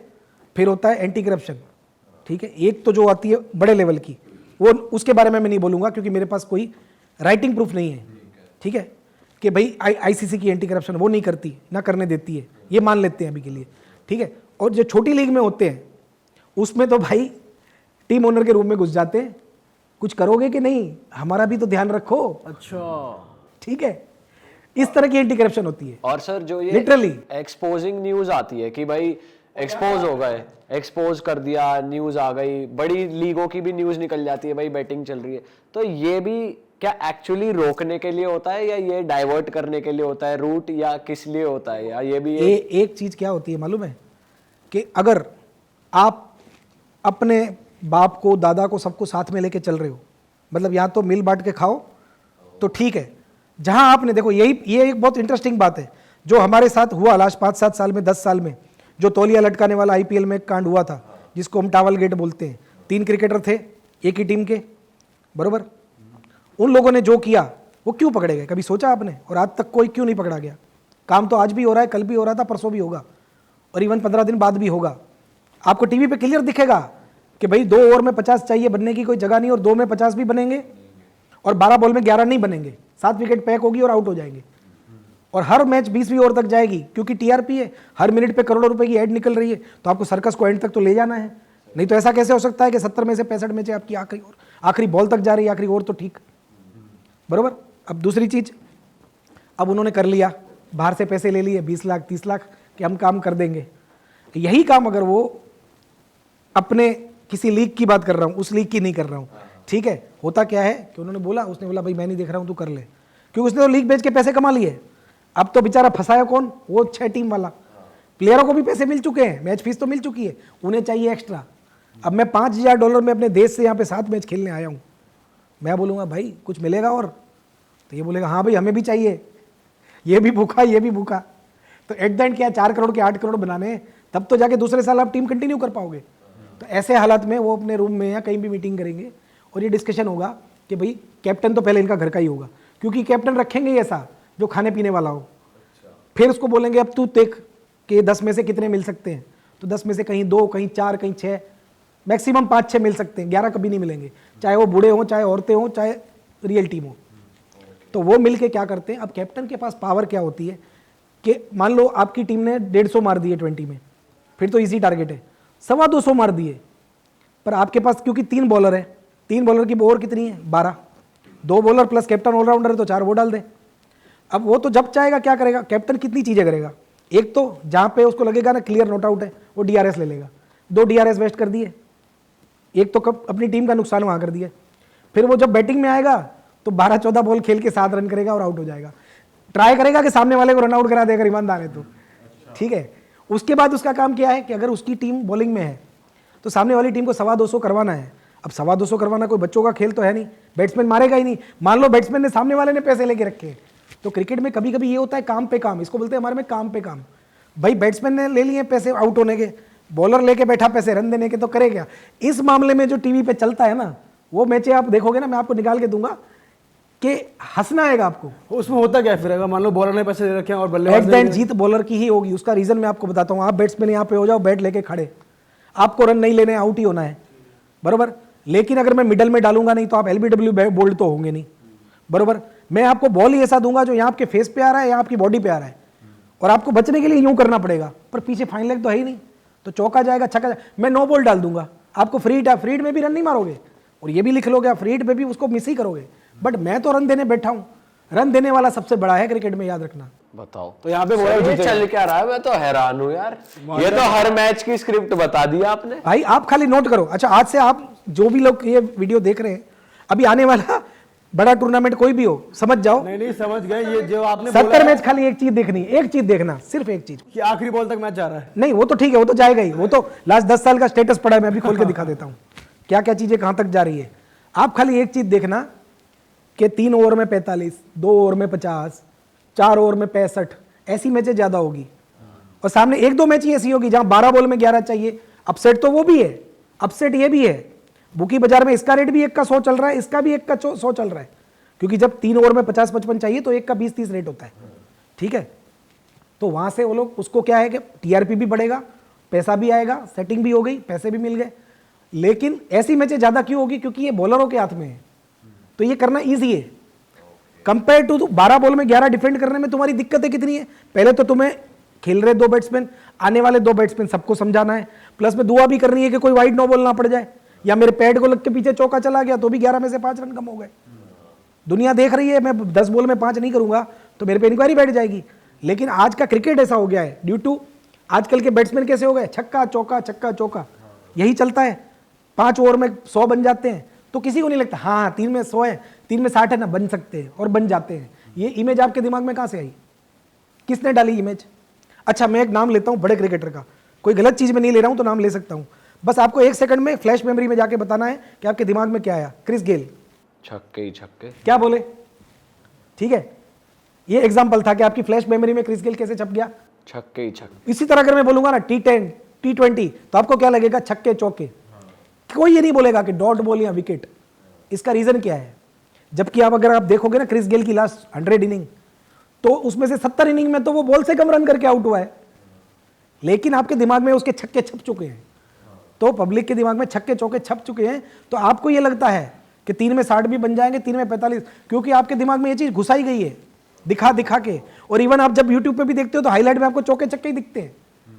दैट्स वाई आपका माइंड हो गया चौके छक्के वाला, जबकि क्रिकेट बॉल का भी उतना ही गेम है जितना बैट का है। अब आप एक बात बता दूं, चैलेंज फेंक के बोलता हूं, लोग मेरे से भी मानेंगे या नहीं मानेंगे, अगर ईमानदारी से 11 लोग खड़े कर दो, भले 11 के 11 टॉप बैट्समैन हो वर्ल्ड के, मैं बोलता हूं 11 के 11 विराट कोहली है, और सामने 11 के 11 आप, बुमराह की जरूरत नहीं है, नॉर्मल बॉलर रख दो, और दोनों को बोल दो कि अपनी 100% ईमानदारी से खेलना है, तो भाई आपको एक चीज बता दूं कि इतने रन कभी नहीं बनेंगे, ना ही 20 में 250 बनेंगे और चेज होंगे, 5 साल में एक बार नहीं बनेंगे, जो आजकल एक सीरीज में 2 बार बन जाते हैं, और दोनों साइड से बन जाता है। हाँ कभी नहीं बनेंगे। ये बनवाते हैं, बनते नहीं है। सर मेरी क्यूरियोसिटी अब ये हो रही है कि ये सिस्टम बनाया कौन है टॉप पे बैठा जो ये पूरा रच रहा है? देखो एक चीज समझो, कोई हायरार्की तो होती होगी। कोई, देखो इसमें मैं आपको वही बोल रहा हूँ, देखो कोई टीम किसी भी लीग में ना बोर्ड फिक्स करता है, ना टीम का ओनर मैं बोल रहा हूँ कि करता है। हर जगह पे कहीं पे ओनर कर रहा है, कहीं पे कोच मैनेजर कैप्टन के साथ कर रहे हैं, कहीं पे बाहर बैठा हुआ कोई फिक्सर 4 लोगों को पकड़ के कर रहा है, कहीं पे स्पॉट फिक्सिंग चल रही है, सिर्फ 1 बॉल की, 1 ओवर की, हर तरह की चल रही है। देखो ये कैसी है, सब्जी मार्केट है, किसी को थोड़ा मिल रहा है वो थोड़ा ले जा रहा है, किसी के पास ताकत है वो पूरा लेके जा रहा है। कोई एक अब वो वाला सिस्टम नहीं है कि भाई बैठे हैं, ना ना ना ना, वो नहीं है। अब कोई भाई नहीं है। तब था तो था, अभी नहीं पता है, तब का पता नहीं है। मतलब अब कोई एक नहीं मैं है। तब बच्चा था, क्रिकेट भी नहीं देखता था, तो मुझे नहीं पता। अब कोई एक ऑर्गेनाइजेशन नहीं है जो सारा पैसा कंट्रोल कर रही हो भी नहीं सकता। ओके। उस जमाने में क्या था कि कुछ लोग बड़े बड़े बुकी थे, 4-5 सिटी में जो भाव खोलते थे वही माल काटते थे, थोड़ा विदेशों में थोड़ा देशों में, तो वॉल्यूम था कितना, ये वनडे टेस्ट मैचों में 10 करोड़ 20 करोड़ 50 करोड़ तो 90s में बड़ी चीज थी, क्योंकि उस जमाने में जब मैच फीस ही 1000 थी। आजकल आप देखो, आज आप प्लेयर देखो, किसी को करोड़ मिल रहा है, किसी को 10, किसी को 24 करोड़ 25 करोड़, TDS टैक्स काट के भी 15 करोड़ ले जा रहा है, उसके सिवा उसको ब्रांड एंडोर्समेंट एक पोस्ट डालने का करोड़ों रुपया मिल रहा है। तो जो प्लेयर साल का 30-40 करोड़ तो ऐसे ही कर रहा है, वो करप्शन क्यों करेगा? और करेगा तो उसको उस लेवल का पैसा चाहिए। सर लेकिन ये जो ए लिस्टर्स हैं जो करप्शन नहीं करेंगे, जिनको इतना पैसा मिल ही जाता है, ये लोग फिर अपने आप को एसोसिएट क्यों करते हैं उस टीम से? मतलब इनको ये नहीं होता यार, मतलब ये कुछ अपनी तरफ से बोलते नहीं है कि मुझे इस टीम से एसोसिएट होना ही नहीं है, ऐसा कुछ? भैया देखो, गंद सब में है, और ये चीज ही फॉर्मेट ही ऐसा है कि इसको इंटरेस्टिंग बनाना है, TRP चाहिए, तो आपको उसको करना ही पड़ेगा, चाहे वो पैसे के लिए कर रहे हो, TRP के लिए कर रहे हो, आपको मैच को खींचना ही खींचना है। आपको लग रहा है 30 बॉल में 30 चाहिए, आप उसी में 1 ओवर में खत्म कर सकते हो मैच को, आपको मजबूर किया जा रहा है कि भाई 20 ओवर तक खींचना है, तो क्या करोगे? तुम 2 बॉल खाली निकालोगे, फिर एक सिंगल लोगे, रुक जा करोगे, 24 पे लाओगे, गलती से 2 विकेट गिर जाएगी अगर आपने फिक्स नहीं भी किया तो उस चक्कर में मैच इंटरेस्टिंग बन जाएगा। तो होता क्या है कि देखो कुछ चीज़ें टीआरपी के लिए की जाती है, कुछ फिक्सिंग की वजह से होती है, कोई स्पॉट फिक्सिंग में चला जाता है। और बाकी आप एक चीज़ समझो कि आज एक बंदा है, मान लो कि कोई बॉलीवुड का स्टार है, वो एक टीम लेता है, बराबर, एक उनकी भी किसी की मान लो एज हो गई है 55 60 साल पर, पता है कि यहाँ पे करियर खत्म है, तो बच्चे भी बड़े हो गए, तो वो आदमी हर देश में लीगें खरीद रहा है, ठीक है, अच्छा काम है क्योंकि स्पोर्ट्स वेंचर एक अच्छा काम है, बराबर। लेकिन आपको क्या लगता है कि हर देश की लीग कमा रही है? तो आप उनकी बैलेंस शीट खोल के देख लो, क्योंकि प्रॉफिट तो है नहीं उसमें से। सब यही सोचते हैं कि भाई आईपीएल में मेरी टीम बड़ी हो गई, मैं मान लो आईपीएल का ओनर हूँ, मेरी 500 करोड़ की टीम आज 8000 करोड़ की वैल्यू की हो गई, तो मैं सोचता हूँ चलो हर देश में ले लो, हर जगह बड़ी हो जाएगी। लेकिन हर जगह नहीं होती, ना ही मैं हर जगह जा सकता हूँ। तो वहाँ पे जो मेरे आदमी बैठे हैं, उसके नीचे कोच है, मैनेजर है, कैप्टन है, जो वहाँ के देश में भूखमरी है, तो वो काम कर लेंगे, तो मेरी क्या जिम्मेदारी है? मैं तो टीम का ओनर हूँ, मैं ईमानदार हूँ, मैं बॉलीवुड का बहुत बड़ा सेलिब्रिटी हूँ, मैं ना फिक्सिंग करूँगा ना करने दूंगा, बट मेरे नीचे क्या कर लेंगे क्या पता चलेगा। आप दवाई की दुकान चला रहे हो, आप घर चले गए मैं खाना खा के आता हूँ, पीछे से वो क्या बेच रहे हैं आपको पता है बिना प्रिस्क्रिप्शन के, ये वैसा काम है। तो आप ब्लेम किसको करोगे? सिस्टम को ब्लेम नहीं कर सकते ना, क्योंकि आपने इंडस्ट्री इतनी बड़ी कर दी, आपने खोल दी। इससे फायदा कितना हुआ? इंडिया के इकोनॉमी को भी फायदा हुआ, बीसीसीआई बोर्ड मजबूत हो गया, हजारों लाखों लोगों को रोजी रोटी मिल रही है, ठीक है। सेम लाइक अ बैटिंग इंडस्ट्री, आपने इसके नुकसान गिनवाए कि लोग सुसाइड कर सकते हैं, लॉस कर सकते हैं, फायदे मैं गिनवाता हूँ। इंडिया में मार्केटिंग का क्या था? आप ग्राउंड पे देखते थे, फॉग स्प्रे की ऐड होती थी, साइकिल अगरबत्ती की ऐड होती थी, क्या पैसे मिलते थे ग्राउंड के? 25 लाख 50 लाख। आज वो स्पॉन्सरशिप है मैट लगाने की, वही बैटिंग कंपनी आ गई, करोड़ों रुपए मिल रहे हैं, टाइटल स्पॉन्सर के 20-40 करोड़ रुपए मिल रहे हैं, क्रिकेट बोर्ड भी कमा रहा है। आपने बसें देखी, ट्रेनें देखी, सब जगह बैटिंग की ऐड है, गेमिंग की ऐड है। इन्फ्लुएंसर देखे, जो एक इन्फ्लुएंसर आप समझो कि महीने का 25,000 नहीं कमा सकता था, वो ठुमके लगा के कॉमेडी करके लाखों रुपए कमा रहा है, उसको ऐड मिल रही है, वो बाइट दे रहा है, बरोबर। इसके सिवा ट्रक रिक्शा कहाँ ऐड नहीं है, ढाबों पे ऐड लगी हुई है। ये तो बॉलीवुड के एक्टर्स भी खुल बॉलीवुड के एक्टर कर रहे हैं ब्रांड एम्बेसडर का काम, नहीं तो कौन देता था इनको ब्रांड? आपने आज तक कितने बॉलीवुड स्टार क्रिकेट के आने से पहले, गेमिंग के आने के पहले ब्रांड एम्बेसडर देखे थे? एक भी नहीं। और अब देखो सब कहीं ना कहीं लगे हुए हैं, खेलो अंदर बार, खेलो 3 पत्ती। सर सिंस आप एक टिपर भी रह चुके हैं और हमने ऐसे सुना आप इंडिया के नंबर 1 टिपर थे। मैं टिपर हूँ, टिपर रहूंगा, मरना भी टिपर ही। पर ये जैसे टिपर का बेसिकली काम होता है बट इन्फॉर्मेशन, नाम ऐसे नहीं, मतलब टिपर मत बोलो, क्रिकेट एनालिस्ट। क्रिकेट एनालिस्ट तो पहले तो इसे टिपिंग ही कहते थे, या अब भी टिपिंग?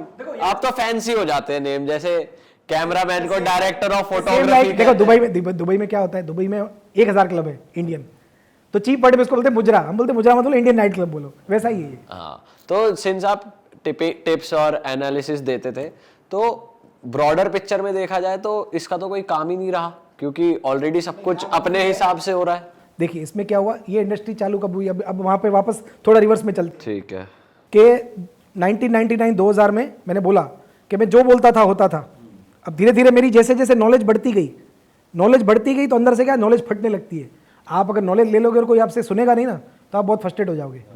तो मैं दोस्तों को बोलता था, यार तुम तो खेल रहे हो, तुम्हारे पास तो पैसे हैं, मेरी मान के ट्राई तो कर लो। अच्छा, अब कुछ लोग ऐसे थे जो जानबूझ के डीमोटिवेट करते थे, और कुछ ऐसे थे जो बुकी के दोस्त थे। तो बुकी को पता था कि यार इसकी लोग सुनने लग गए, तो हमारे गांव के बुकी मेरे से बड़ा चिढ़ते थे कि यार ये तो बोल रहा है, वो हो रहा है, लोग बर्बाद कर देंगे हमें।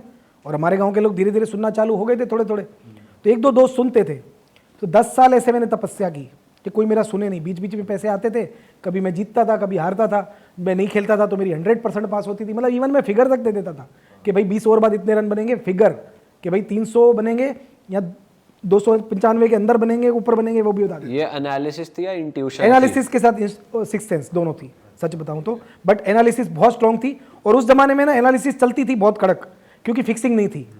अब एनालिसिस ज्यादा नहीं चलती है। वही मैं कह रहा हूँ, हाँ वही मैं कि कह रहा पिच कैसी भी हो, प्लेयर का फॉर्म कैसा भी हो, अब जो खिलाड़ी फॉर्म में नहीं है उसको तुम फुल टॉस दोगे तो उसका फॉर्म आ हूँ। जाएगा। एनालिसिस तो वेस्ट हो रही है, ठीक है। तो फिर जब 2010-11 आया ना, तो सडनली मैं एक रात को बैठा था, मतलब बेरोजगारी से तंग, 25 लाख के कर्जे में एक आदमी है, ठीक है, 10 साल से या 7 साल से वो उतार नहीं पा रहा है। और इवन मतलब ये नहीं था कि मेरे फादर के पास पैसे नहीं थे, हमारी ऑयल मिल्स थी, फैक्ट्री थी, वेल सेटल थे, ठीक है।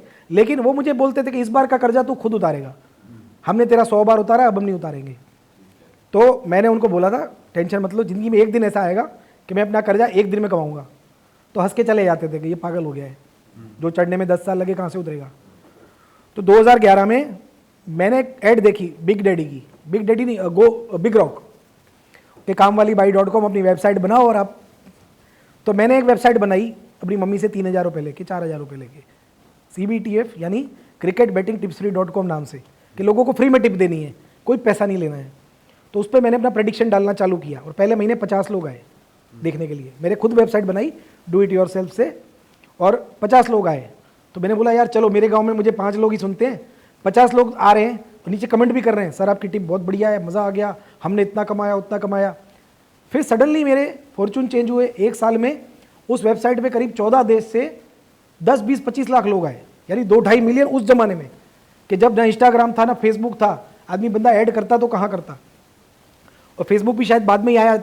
हाँ, पहले मैंने फेसबुक पे पेज बनाया, इंस्टाग्राम नहीं था, फेसबुक पे पेज बनाया और उसके तुरंत बाद मैंने वेबसाइट बनाई। तो होने ये लगा कि लोग आने लगे, तारीफ करने लगे। और उस टाइम पे मतलब जो मेरा फ्लो था ना, कि जो एक आप बिलीव नहीं कर सकते, इमेजिन नहीं कर सकते, ऐसा था कि मैं 10 दे रहा हूँ तो 10 की 10 पास है, 100 दे रहा हूँ तो 100 में से 99 पास है, ऐसा चल रहा था, कुछ भगवान का हाथ था। तो सडनली टिप देते देते मैंने सोचा यार अब पैसे कैसे कमाऊँ। मैंने सोचा भी नहीं था, मैं सोचा चलो, मैं खुश था क्योंकि पैसे की मुझे ज़रूरत नहीं थी, मेरे घर पे सब था। तो सडनली एक बंदे का मुझे कॉल आता है जयपुर से, वो मेरा पहला ग्राहक था लाइफ का, कि भैया आप मुझे प्राइवेट में क्या पेड टिप्स दोगे। बोला पेड टिप्स क्या होती है। तो बोले आप मुझे SMS में भेजो, मैं आप जो बोलोगे उस पर खेलूंगा। बोला भाई मैं तुझे क्यों SMS करूँ, महीने के 100 रुपये बैलेंस डलवा के, बोले फीस दूंगा। तो मैं बोला भाई इसकी भी फीस, शॉकिंग था। तो उस ज़माने में मेरे दोस्त ने बोला, वो शेयर बाज़ार का काम करते थे, कि यार हमें शेयर बाज़ार की टिप्स आती है, उसमें ये शेयर लो, इतने पे बेचो, इतना स्टॉप लॉस। तो बोले तू भी अपने कस्टमर को इस तरह की टिप देने की ट्राई कर। तो मैंने उस बंदे को पूछा तू मुझे कितना देगा। तो बोले सर मैं हर मैच 1 लाख की खेलता हूँ। तो बोले आपकी टिप तो ऐसी है कि मैं महीने के लाखों कमा लूँगा, मैं आपको 20,000 दूंगा, चलेगा। तो मैं पहले तो थोड़ी देर अकेले में डांस किया क्योंकि तब तक मेरे लिए 20,000 बड़ी रकम थी, सच बताऊँ तो, क्योंकि मेरी कोई इनकम ही नहीं थी 4-5 साल से। मैं अपने पापा से जो पॉकेट मनी लेता था, हज़ारों रुपये, वो इसी में चलता था। तो मैंने बोला ओके। तो मैंने क्या किया, जो भी टिप मैं डालता था वेबसाइट पे, पहले बना के मैं उसको भेजता था SMS से, और उसके 10-15 मिनट बाद मतलब उसको डिटेल में देता था कि भाई इतना रन बनेगा, ये बैट्समैन इतना अच्छा खेल सकता है, मतलब एक उसको VIP सर्विस मिल रही थी। और वेबसाइट पे शॉर्ट में होता था कि इतने रन बनेंगे, ये टीम जीतेगी और इतने टारगेट पे आपको बुक सेट कर लेनी है। बुक सेट क्या होता है, प्रॉफिट बुकिंग, कि भाई दोनों तरफ बंदा प्लस हो जाता है, सेम लाइक अ शेयर्स। तो चल गई। तो थोड़े दिन में वो तो रेफर पे 2-3 दोस्त लेके आया। वो बंदा कितना खानदानी होगा आप सोचो, वो मेरा 20,000 का मैसेज 3 दोस्तों को फॉरवर्ड करके 20 पीस ले सकता था, लेकिन वो 3 दोस्त लेके आया कि सर इनको भी चाहिए, आप दो, और तीनों आपको 20 पीस देंगे। तो उस टाइम पे जब मेरी इनकम 1 लाख पे पहुंची महीने की, और मैंने उनको 4-5 लोगों को टिप देना चालू किया, तो मैं शिफ्ट हुआ अपने गांव से, कच्छ में, जहाँ से मैं ये सब चालू हुई स्टोरी, वहाँ से मैं शिफ्ट हुआ अहमदाबाद, क्योंकि अब मैं वहाँ रह सकता था, एक फ्लैट रख के, गाड़ी भाड़े पे रख के, मतलब कि एक ऐसी ज़िंदगी जो मेरे को लगा कि अभी। और वहाँ से मेरे फॉर्चून चेंज हुए कि 2011-12 तक, मतलब इंडिया में तो कोई टिपर था ही नहीं तब, 2010-11 में टिपर क्या होता है वो भी नहीं था कुछ। इंटरनेशनल एक वेबसाइट चलती थी OLBG.com, जिसपे पूरी दुनिया के क्रिकेट एक्सपर्ट अपनी अपनी टिप डालते थे, पर एक ही प्लेटफॉर्म पे आपको 100 लोग बोलेंगे इंडिया जीतेगा, 100 लोग बोलेंगे पाकिस्तान जीतेगा, ठीक है। तो उसका कोई वैल्यू नहीं था, क्रिकेट की कोई स्पेशल नहीं थी। और ये मेरी पहली वेबसाइट थी, ये पूरी दुनिया जानती है, प्रूफ गूगल पे प्रूफ है इसका कि पहली वेबसाइट मेरी थी। उसके बाद इंडिया में धीरे धीरे मुझे देख के 2-3 लोग और भी आए कि भाई जो टिप देने लगे। टेलीग्राम तब नहीं था, बराबर। फिर आया व्हाट्सअप, तो व्हाट्सअप में फिर ग्रुप बना के देना चालू हुआ, फिर 100 लोग, 200 लोग, 500 लोग as a paid tip member मेरे बनते गए। But this was illegal, right? ये टिप देना तो इलीगल, टिप देना हाँ, मुझे नहीं पता। अच्छा, मुझे भी नहीं पता, क्योंकि आपने इंडिया पर उस टाइम पे तो इंडिया में दे रहा था, सीधी सी बात है। उस टाइम पे तो गैम्बलिंग भी ऑनलाइन नहीं थी ना, तो लोग खेल रहे थे बुकी के पास। बट टिप्स तो शायद लीगल होगा अगर कोई बंदा एनालिस्ट कर। शेयर बाजार की टिप तो इलीगल थी शायद। अच्छा, हाँ, शेयर बाजार की टिप इलीगल थी, इसकी टिप तो कोई था ही नहीं मेरे सिवा, तो मुझे कौन बताता इलीगल लीगल। और सच बताऊं तो तब मैं अपनी लाइफ के वो स्टेज पे था कि मुझे वो 7 साल पुराना 25 लाख का कर्जा उतारना था, और मुझसे ज़्यादा दुनिया को साबित करना था कि अभी तो मेरा कुछ देखा ही नहीं तुमने भाई। और उसके बाद जो मेरे प्रेडिक्शन आए, मतलब वो ऐसे थे ना कि जितने लोग मेरे फ्री फॉलो, मतलब आप 2012 में सोचो 28 मिलियन व्यू, अभी भी मेरी वेबसाइट पे वो स्टैट्स है, क्योंकि वेबसाइट फिर मैंने रन करना कम कर दी। 2,80,00,000 लोग एक साल में, और आईपीएल में डेली मैच का टॉस होता है और चालू होने के बीच में 30 मिनट में मेरी वेबसाइट डेली क्रैश हो जाती थी। फिर मैंने एक अच्छा इंजीनियर रखा कि भैया अब 3,000 वाली वेबसाइट झेल नहीं पाएगी, तो इसको वेबसाइट अच्छी बना, सर्वर लगा, महीने के 50,000 लाख रुपए ले ले, लेकिन ये चलनी चाहिए। तो फिर धीरे धीरे मैं अपग्रेड हुआ। भाई गुजराती मीडियम में 8वीं पास हूँ, मुझे तो इंग्लिश भी एक लिमिटेड आती थी। कंप्यूटर मेरे भाई ने सिखाया था कि बेटा सीख ले, काम आएगा। तो उसका बड़ा एहसान था, मेरे भाई ने मुझे सिखाया था, जिसको मैं अपना गुरु भगवान मानता हूँ। तो वहाँ से मैंने खुद वेबसाइट बनाई, सब चलाई। फिर लोग जुड़ते गए एज अ पेड टिप्स में, और मेरे पास लंदन से, अमेरिका से भी टिप्स की फीस आती थी। लंदन, अमेरिका, ऑस्ट्रेलिया, ऐसे भी थे 8, 10, 20 लोग कि जो मतलब माउथ टू माउथ पब्लिसिटी से जुड़े थे, क्योंकि तब कहीं ऐड थी नहीं, मुझे आती नहीं थी, ना गूगल ऐड थी, ना इंस्टाग्राम ऐड थी। और पेड ऐड तो मैंने अभी 2020 में चालू की हर चीज़ की। 2020 तक तो मैंने माउथ टू माउथ पे ही चला हूँ मैं, कि लोग ढूंढते ढूंढते आते थे कि भैया है कौन। और उस टाइम पे मैं बोल देता था कि टूर्नामेंट विनर है ना, तो फिर कोई डिबेट नहीं होती थी। 2012 से 15 में अगर मैंने बोल दिया कि भाई मुंबई इंडियन जीतेगी, चेन्नई जीतेगी, तो डिबेट वहीं खत्म हो जाती थी। फिर 60 मैच कोई वेट नहीं करता था। और इस टाइम जब आपका टिपिंग का अच्छा चल रहा था करियर, हाँ। तो आप खुद खेल रहे थे? नहीं, मैं आपको क्या बोला कि ज्योतिषी खुद का हाथ पढ़ नहीं सकता। मैं क्लियर बोल रहा हूँ ना, मैं करोड़ों रुपए टिप में कमाता था, करोड़ों, और मैं खुद हार जाता था। अच्छा, ठीक है, या फिर मैं पत्ते खेल के या शेयर बाजार खेल के हार जाता था, क्योंकि मैंने तब समझा नहीं, ज्योतिषी को दिखाया नहीं। ज्योतिषी रह रहे के बोला कि भाई आपकी कुंडली में खेलने का योग नहीं है, तो आप खेलो मत। आप बने हो, आप 4 नंबर वाले हो, राहु आपका रूलर है, तो आप सिर्फ लीडर बनो, आप लोगों को ज्ञान दे सकते हो। आप करोगे तो फंस जाओगे, तो समझते समझते देर हो गई, लेकिन ठीक है। ओके। वो भी एक एक्सपीरियंस था, आपने ले लिया तो पता चला आपने तो कोई ऐसी टिप बताओ जो आपको याद हो। और ऐसी 2 टिप है जो मैं अपनी लाइफ की सबसे बेस्ट मानता हूँ। एक तो बिग बैश लीग में थी, कि जिसमें एक ऑफ की करके बॉलर है, ऑलराउंडर, जो आज भी खेलता है, अभी शायद 1 साल पहले ही रिटायर हुआ है, स्टीव ऑफ की, जो हमेशा 7वें, 8वें, 9वें नंबर पे बैटिंग करता था। तो मैंने प्रिडिक्ट किया, उसमें मैंने प्रिडिक्ट किया था कि कब जीतेगा सिडनी सिक्सर्स। टूर्नामेंट के चालू होने के 15 दिन पहले मेरा वीडियो आ जाता है, जैसे अभी 5 दिन पहले आईपीएल का वीडियो आ जाएगा कि कौन जीतेगा। तो 2 टीम दूंगा मैं, अच्छा, और लास्ट 10 में से मेरे 8 आईपीएल पास हुए हैं, 2 फेल गए। ठीक है। 2 टीम दूंगा, वो दोनों में से एक जीतेगी। तो मैंने बोला कि ये ऑफ की ओपनिंग में आएगा। तो मेरे सारे फॉलोअरों ने मुझे मैसेज किए, जिसको पेड टिप जा रही थी प्लस फ्री में जो थे जा रहे थे, कि सर आप पागल हो गए हो, क्या लिख रहे हो, 8वें 9वें नंबर आ रहा है ओपनिंग में, कुछ भी पी गए हो क्या दिन में। बोला भाई मुझे जो लगा वो मैं तो बोल देता हूँ, क्योंकि मैं तो ऐसे प्योर इंट्यूशन थी, प्योर इंट्यूशन नहीं, मेरी कुछ रिसर्च थी कि वो पास्ट में डोमेस्टिक में बहुत सारी ओपनिंग कर चुका था। या आपकी बुकी से बात हो गई थी जो मैं आपको समझाता हूँ, देखो ये चीज़ क्या, जादूगर होता है। देखो जादूगर देखा है आपने, यूं हेड में से खरगोश निकालता है, हेड भी रियल होती है, खरगोश भी रियल होता है, बट निकाला कैसे हो तुम्हें थोड़ी बताएगा, मैं बताता हूँ आज आपको, ये दोनों चीज़ें बताऊंगा। इससे बड़ा प्रेडिक्शन आईपीएल का किया था। वो ऑफकी का क्या था कि मैं ना बहुत रिसर्च करता हूँ, तो एक रात पहले मैं इंटरनेट पे सब चेक करता हूँ आज भी।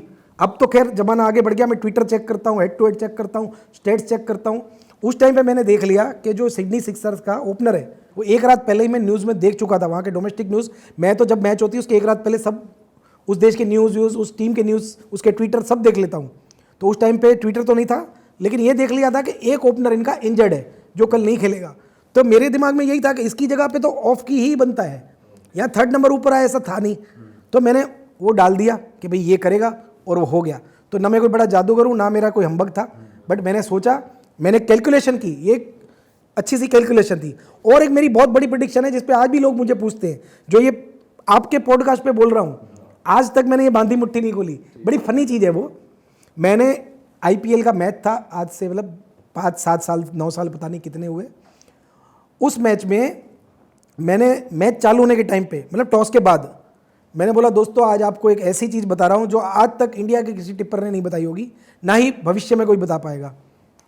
महेंद्र सिंह धोनी ने उस दिन तक कभी लाइफ में बॉलिंग नहीं की थी आईपीएल में, ना ही इंटरनेशनल में। उसका काम है कीपिंग, वो ग्लव्स पहन के कीपिंग करता था। मैंने बोला धोनी ओवर डालेगा, पब्लिक हिल गई मैच के पहले, बोले आप पागल हो गए हो, क्या बोल रहे हो, धोनी बॉलिंग कर कैसे सकता है कीपर होके। बोला करेगा, करेगा तो करेगा, मैंने बोल दिया, और नहीं करेगा तो मुझे 2 गाली दे देना, मैं सॉरी बोल दूंगा। और हुआ क्या, मुझे भी नहीं था यकीन, कि नहीं था उम्मीद, सच बताऊं, उस मैच में सुरेश रैना कैप्टन, और जब बॉलिंग आई तो सडनली धोनी ने क्या किया, अपने ग्लव्स उतारे, किसी को दिए पहनने के लिए, और धोनी ने एक ओवर किया, 1 किया कि 2 किया, धोनी ने बॉलिंग की। तो ये आपने ऐसी तुक्का मारा है? बता रहा हूँ, उस पर भी आ रहा हूँ। और स्टन, मतलब वो मेरी लाइफ का बेस्ट मोमेंट था। ठीक है, आज इतने साल बाद बता रहा हूँ कि अगर कुछ लोग, मतलब गिने चुने 10 20 25 लोगों को ही पता होगी ये चीज़, कि जो लोग पूरा आर्टिकल पढ़ते, क्रिक इन्फो में एक टॉस से पहले और बाद में पूरा इतना बड़ा आर्टिकल आता है। तो टॉस के बाद जब सुरेश रैना उस दिन कैप्टन था, अब क्यों बनाया था वो भगवान जाने एक दिन के लिए, बराबर। तो उससे जब कमेंटेटर ने पूछा कि क्या बात है, आज तो आप कैप्टनशिप कर रहे हो, धोनी कैप्टन नहीं है, तो आप क्या करोगे आज नया ऐसा, तो उसने मजाक मजाक में क्या बोला कि मेरी तो ऐसी उम्मीद है कि मैं एक बार धोनी माही को बॉलिंग करते हुए देखूं। अच्छा, ये बोला उसने बोला, मैंने पढ़ा, उसने बोला और मैंने डाल दिया। उसने बोला मेरी एक बार ख्वाहिश है कि मैं माही भाई को बॉलिंग करते हुए देखूं। तो वो क्रिक बस का आर्टिकल आपका काम आ क्रिक बस नहीं, क्रिक इन्फो, और बहुत नीचे होता है एक्चुअली, सब नहीं पढ़ते हैं। सब क्या पढ़ते हैं, this team win the toss and ball, और चले गए, ज़्यादा से ज़्यादा 11 पढ़ते हैं। और हम क्या है, हम तो देखो as a prediction, as a analyst, हम तो क्या क्या पढ़ते हैं यहाँ पे, अपने धंधे के राज बता नहीं सकते, क्योंकि क्या है कि इसके लिए तो इतनी रिसर्च लगती है ना, जितनी डॉक्टर बनने में लगती है उससे ज़्यादा लगती है, तब जाके कोई एक सफल टिपर बन सकता है जो लॉन्ग टाइम तक राज कर सके इंडस्ट्री पे। सर सिंस हमने इतनी बातें करी, डीप में जाके थोड़ी डार्क साइड भी की भी बात करी, ओवरऑल गैम्बलिंग की भी बात करी, मैं आपसे जानना चाहता हूँ, अब इतना अगर आप पीछे देखते हो तो क्या आप रिग्रेट करते हो ये लाइफ जीना, या अभी आपका क्या टेक है इस पर, या इस पॉडकास्ट से कोई ऐसा भी हो सकता है, मैं नहीं चाहता कि कोई मोटिवेट होके इस लाइन में नहीं, देखो, पर सिंस हम ऐसे बता रहे कि आपके बिजनेसेस हैं, क्लब्स हैं, ट्रैवल कंपनी है, तो बहुत लोग इसको उस वे में भी ले जाते हैं कि भाई उसने भी तो कर लिया, हो सकता है मैं भी उन 100 में से, हजारों में से एक हूँ, जो कि मैं नहीं चाहता मोटिवेट हूँ। तो मैं आपकी जानना चाहता हूँ, क्या चाहते हो कि आपकी जैसी लाइफ किसी और की हो? देखिए, मेरा तो सोचना ये है, और मैं ये सारी यंग जनरेशन को बताना चाहता हूँ कि मेरे एक लाइफ का गोल्डन रूल है, ठीक है, कि जो मुझे आता है वो तो मैं कर ही लूँगा, जो नहीं आता है वो सीख लूँगा। इसमें क्या होता है कि जब भी आपको लाइफ रोकेगी, चाहे पढ़ाई में रोके, चाहे बिजनेस में रोके, किसी भी काम में रोके, थोड़ी देर के लिए गैम्बलिंग को भूल जाते हैं, हर चीज़ को भूल जाते हैं, अच्छी बातों को लेते हैं, कि आपको लाइफ में कभी भी कोई चीज़ रोकेगी कि यार आप ये नहीं कर सकते, तो चीज़ सीख लो। देखिए क्या हुआ कि मैं पहले यूट्यूब क्रिएटर था, ठीक है, मेरा एक चैनल था, मैंने ग्रो किया था, लाखों व्यू आते थे उस ज़माने में, आज से 10 साल से पहले। वो चैनल उड़ गया रातों रात, पता नहीं किसने कंप्लेन कर दी, तो चैनल उड़ गया। तो मैंने अपनी टीम को बोला कि यार अब चैनल बना के मैं बड़ा नहीं कर सकता, 5 साल की मेहनत मेरी एक रात में चली गई, तो मैं काम करो यूट्यूब बना दो। बोले पागल हो गए हो क्या, यूट्यूब थोड़ी बन सकता है। बोला बनाओ, महीना 2 महीना CBTM ट्यूब बना दो, और बन गया। लोगों ने बोला कि नहीं आएगी पब्लिक इसके ऊपर, आज उसके ऊपर 30-40 मिलियन लोग आ रहे हैं, उसके ऊपर व्यू हैं इतने सारे, उसके ऊपर कंटेंट है, स्कैम एक्सपोज करते हैं, स्टॉक मार्केट के स्कैम एक्सपोज करते हैं, गेमिंग की, फैंटासी की टिप्स देते हैं, तरह तरह का कॉमेडी कंटेंट भी डालते हैं हम। तो कुछ नहीं ऐसा जो दुनिया में नहीं हो सकता। अभी व्हाट्सअप बैन हो रहा था, तो मैंने बोला अपना व्हाट्सअप ले आओ, तो खुद की व्हाट्सअप की ऐप बना दी। अब मैं मोटा हूँ, मेरे साइज़ के कपड़े मुझे दुबई में नहीं मिल रहे थे, बरोबर, मुझे हर बार इंडिया से डिज़ाइनर बुलाना पड़ता था कि भाई सिल ले। तंग होकर मैंने खुद की कपड़े की शॉप खोल ली कि यहाँ पे सारे मोटे लोगों को कपड़े मिलेंगे। तो यही चीज़ है कि लाइफ में कभी आप हारो मत। अगर आपको लगता है कि एक रास्ता बंद हो गया, और एक चीज़ हमेशा याद रखना कि जब जब भगवान आपको लात मारता है तो आप गोल में ही जाने वाले हो, क्योंकि वो आपसे जो चाहता है ना, आप समझ ही नहीं पा रहे हो कि आप किस चीज़ के लिए बने हो। तो हर आदमी किसी मकसद से पैदा हुआ है, आप भी पैदा हुए तो किसी मकसद से ही हुए हो। तो याद रखो कि भगवान अगर लात मारता है तो आप गोल में जाने वाले। कभी आपको ये गिल्ट या कभी ऐसा कुछ हुआ है कि यार मेरी वजह से किसी का घर बिक गया, या मेरी वजह, मतलब डायरेक्ट कांटेक्ट में कभी ऐसा कुछ आया है? एक चीज़ आप समझिए कि ऐसा तो है नहीं कि मैं नहीं होता तो इंडिया में जुआ नहीं होता, या मैं नहीं होता तो ये चीज़ 1 साल बाद आ जाती, बरोबर। एक चीज़ आप ऐसी बता दो कि जिससे नुकसान नहीं है दुनिया की। कार एक्सीडेंट से कितने मरते हैं, कार बनाना बंद कर सकते हैं? नहीं सर, ये चीज़ तो हो रही है, चलो समझ में आता है, बट यहाँ पे बात ये है ना कि जैसे आपके टच में कोई ऐसा आया हो। मैंने तो भैया कम से कम 100-500 हज़ार लोगों की जानें बचाई है। मान लो कि कोई बोल रहा है कि मैं इतने हार गया, जबकि वो मेरे पास हारा नहीं है, मेरे जान पहचान में भी नहीं आ रहा है, मेरे को फीस भरने के पैसे नहीं है। मैं आपको कंप्यूटर खोल के अभी दिखा सकता हूँ लाइव कि CBTF फाउंडेशन मेरी फाउंडेशन है। अच्छा, एक ही फाउंडेशन ऐसी है जहाँ डोनेट बटन नहीं है। मैं किसी का 1 रुपया लेता नहीं हूँ। क्यों नहीं लेता हूँ? क्योंकि हमेशा मैं कंट्रोवर्सी से डरता हूँ कि कोई ये ना बोल दे कि पैसे खा गया। भाई लूंगा ही नहीं तो खाएगा कैसे? जितने करता हूँ अपनी कमाई से करता हूँ। साल की मेरी इनकम का 5% में डालता हूँ। जब कोविड आया तो प्रधानमंत्री राहत कोष में भी 1 करोड़ से ऊपर दिया, जबकि मैं इंडिया में रहता भी नहीं हूँ, ना मैं वहाँ का कोई काम कर रहा हूँ, ठीक है। क्यों? क्योंकि मुझे इंडियन लोगों ने बनाया है। मेरे फॉलोअर में ज़्यादा करके इंडियन है। भारत मेरी माँ है। मेरे हर क्लब में 26 जनवरी 15 अगस्त को गाना बनता है। इवन मेरा खुद का गाना है सारे जहाँ से अच्छा, जो लिरिक्स मैंने लिखे हैं, पलक मुच्छल ने गाया है, ठीक है। और टाइम टू टाइम मैं इंडिया के लिए आज भी वर्ल्ड विजन एनजीओ से मैं जुड़ा हुआ हूँ 7 साल से। 50 से 100 बच्चे पढ़ रहे हैं CBTF फाउंडेशन में। रमादान में हम रेशन किट डिस्ट्रीब्यूट करते हैं, ठंडियों में कंबल करते हैं, हर चीज़ मैं अपने पैसों से करता हूँ। सर ये तो आप बहुत बढ़िया काम कर रहे इवन मेरा दोस्त भी आता है ना, तो मैं बोलता हूँ तू अपना दे रहा है तो दे, मैं नहीं मांगूंगा। कोई जबरदस्ती 1-1.5 लाख रुपए दे जाए तो अलग बात है। हो। वैसे आप कभी इंडिया सेटल हुए काम करोगे अब? मुझे नहीं लगता है, क्योंकि देखो मेरा मानना क्या है मालूम है, कि अगर मैं इंडिया सोचता भी हूँ ना कि चलो मेरे खिलाफ जो भी 1-2 केस है मैं फाइट करूँ, तो पहली बात तो ये कि वहाँ पे भैया देखो 1-2 साल किसी को जमानत नहीं मिलती। दूसरा, वहाँ की जो कंडीशन है, कोई बंदा अगर बेचारा अच्छी नीयत से भी गया कि यार चलो मैं आता हूँ, भले मुझे 10-12 दिन अंदर रखो, बराबर, लेकिन मैं, आप मेरी बॉडी देखो, मेरा वेट देखो, मैं सर्वाइव ही नहीं कर सकता 1 साल ऐसी गंदी जगह पे कि जहाँ पे खाने का ठिकाना नहीं है, रहने का ठिकाना नहीं है। कोई, अरे जेल के अंदर ही मरवा देते हैं लोगों को पैसे देके, आप नहीं जानते क्या? आपने ट्राई करा कि इंडिया वापस इस तरीके से आ जाऊँ, जो भी कुछ केस होगा सेटल हो जाए कभी से? मैं इस जन्म में जिंदा जाना ही नहीं चाहता, सीधी सी बात है। उसका रीजन ही है ना भाई, आपकी बात कोई सुने तब आप बोलोगे ना, आपकी बात कोई सुने तब आप बोलोगे ना। आपकी पहले तो 5-10 साल तारीख पड़ती रह जाएगी, जमानत मिलेगी नहीं, और उस बीच में मैं तो देखो आप देख रहे हो मेरा इंटरव्यू कितना विस्फोटक बोलता हूं मैं, तो जाहिर सी बात है मैं वहां जाके वो बोलूंगा, मुझे 2 दिन में कोई मरवा देगा, क्योंकि मैं बोलूंगा ही इतना। मैं हूं, देखो बोलता हूं तो रुकता नहीं हूं, ये मेरी आदत है। और फैमिली वाइज भी आपको कोई रिग्रेट है कि वही फैमिली? नहीं, देखो वो चीज़, देखो मैं आपको क्या बोल रहा हूँ कि माँ हो कि बाप हो, मेरे पापा ऑफ हो गए, मैं जा नहीं पाया, बराबर। मेरे भाई का तो चलो बहुत पहले एक्सीडेंट हो गया था, तब तो मैं इंडिया में ही था, जो मेरे गुरुजी थे। तो रिग्रेट ये ज़रूर होता है कि कहीं ना कहीं इन सब चक्करों में मैं अपनी हेल्थ को टाइम नहीं दे पाया, और उन लोगों को टाइम नहीं दे पाया जिनको टाइम देना चाहिए, बस ये रिग्रेट रहता है। बाकी ये है कि आज की डेट में मैं 400-500 लोगों से डेली व्हाट्सएप पे बात करता हूँ। यूट्यूब में आप नहीं करते होंगे कोई, रोज की अगर 200 कमेंट है, मैं 200 को पर्सनल रिप्लाई करता हूँ, ये बड़ा मुश्किल काम है। और 400-500 लोगों को डेली व्हाट्सएप पे एंटरटेन करता हूँ, और एवरेज 30 दिन में 30 वीडियो बनाता हूँ यूट्यूब पे 1-1 घंटे के।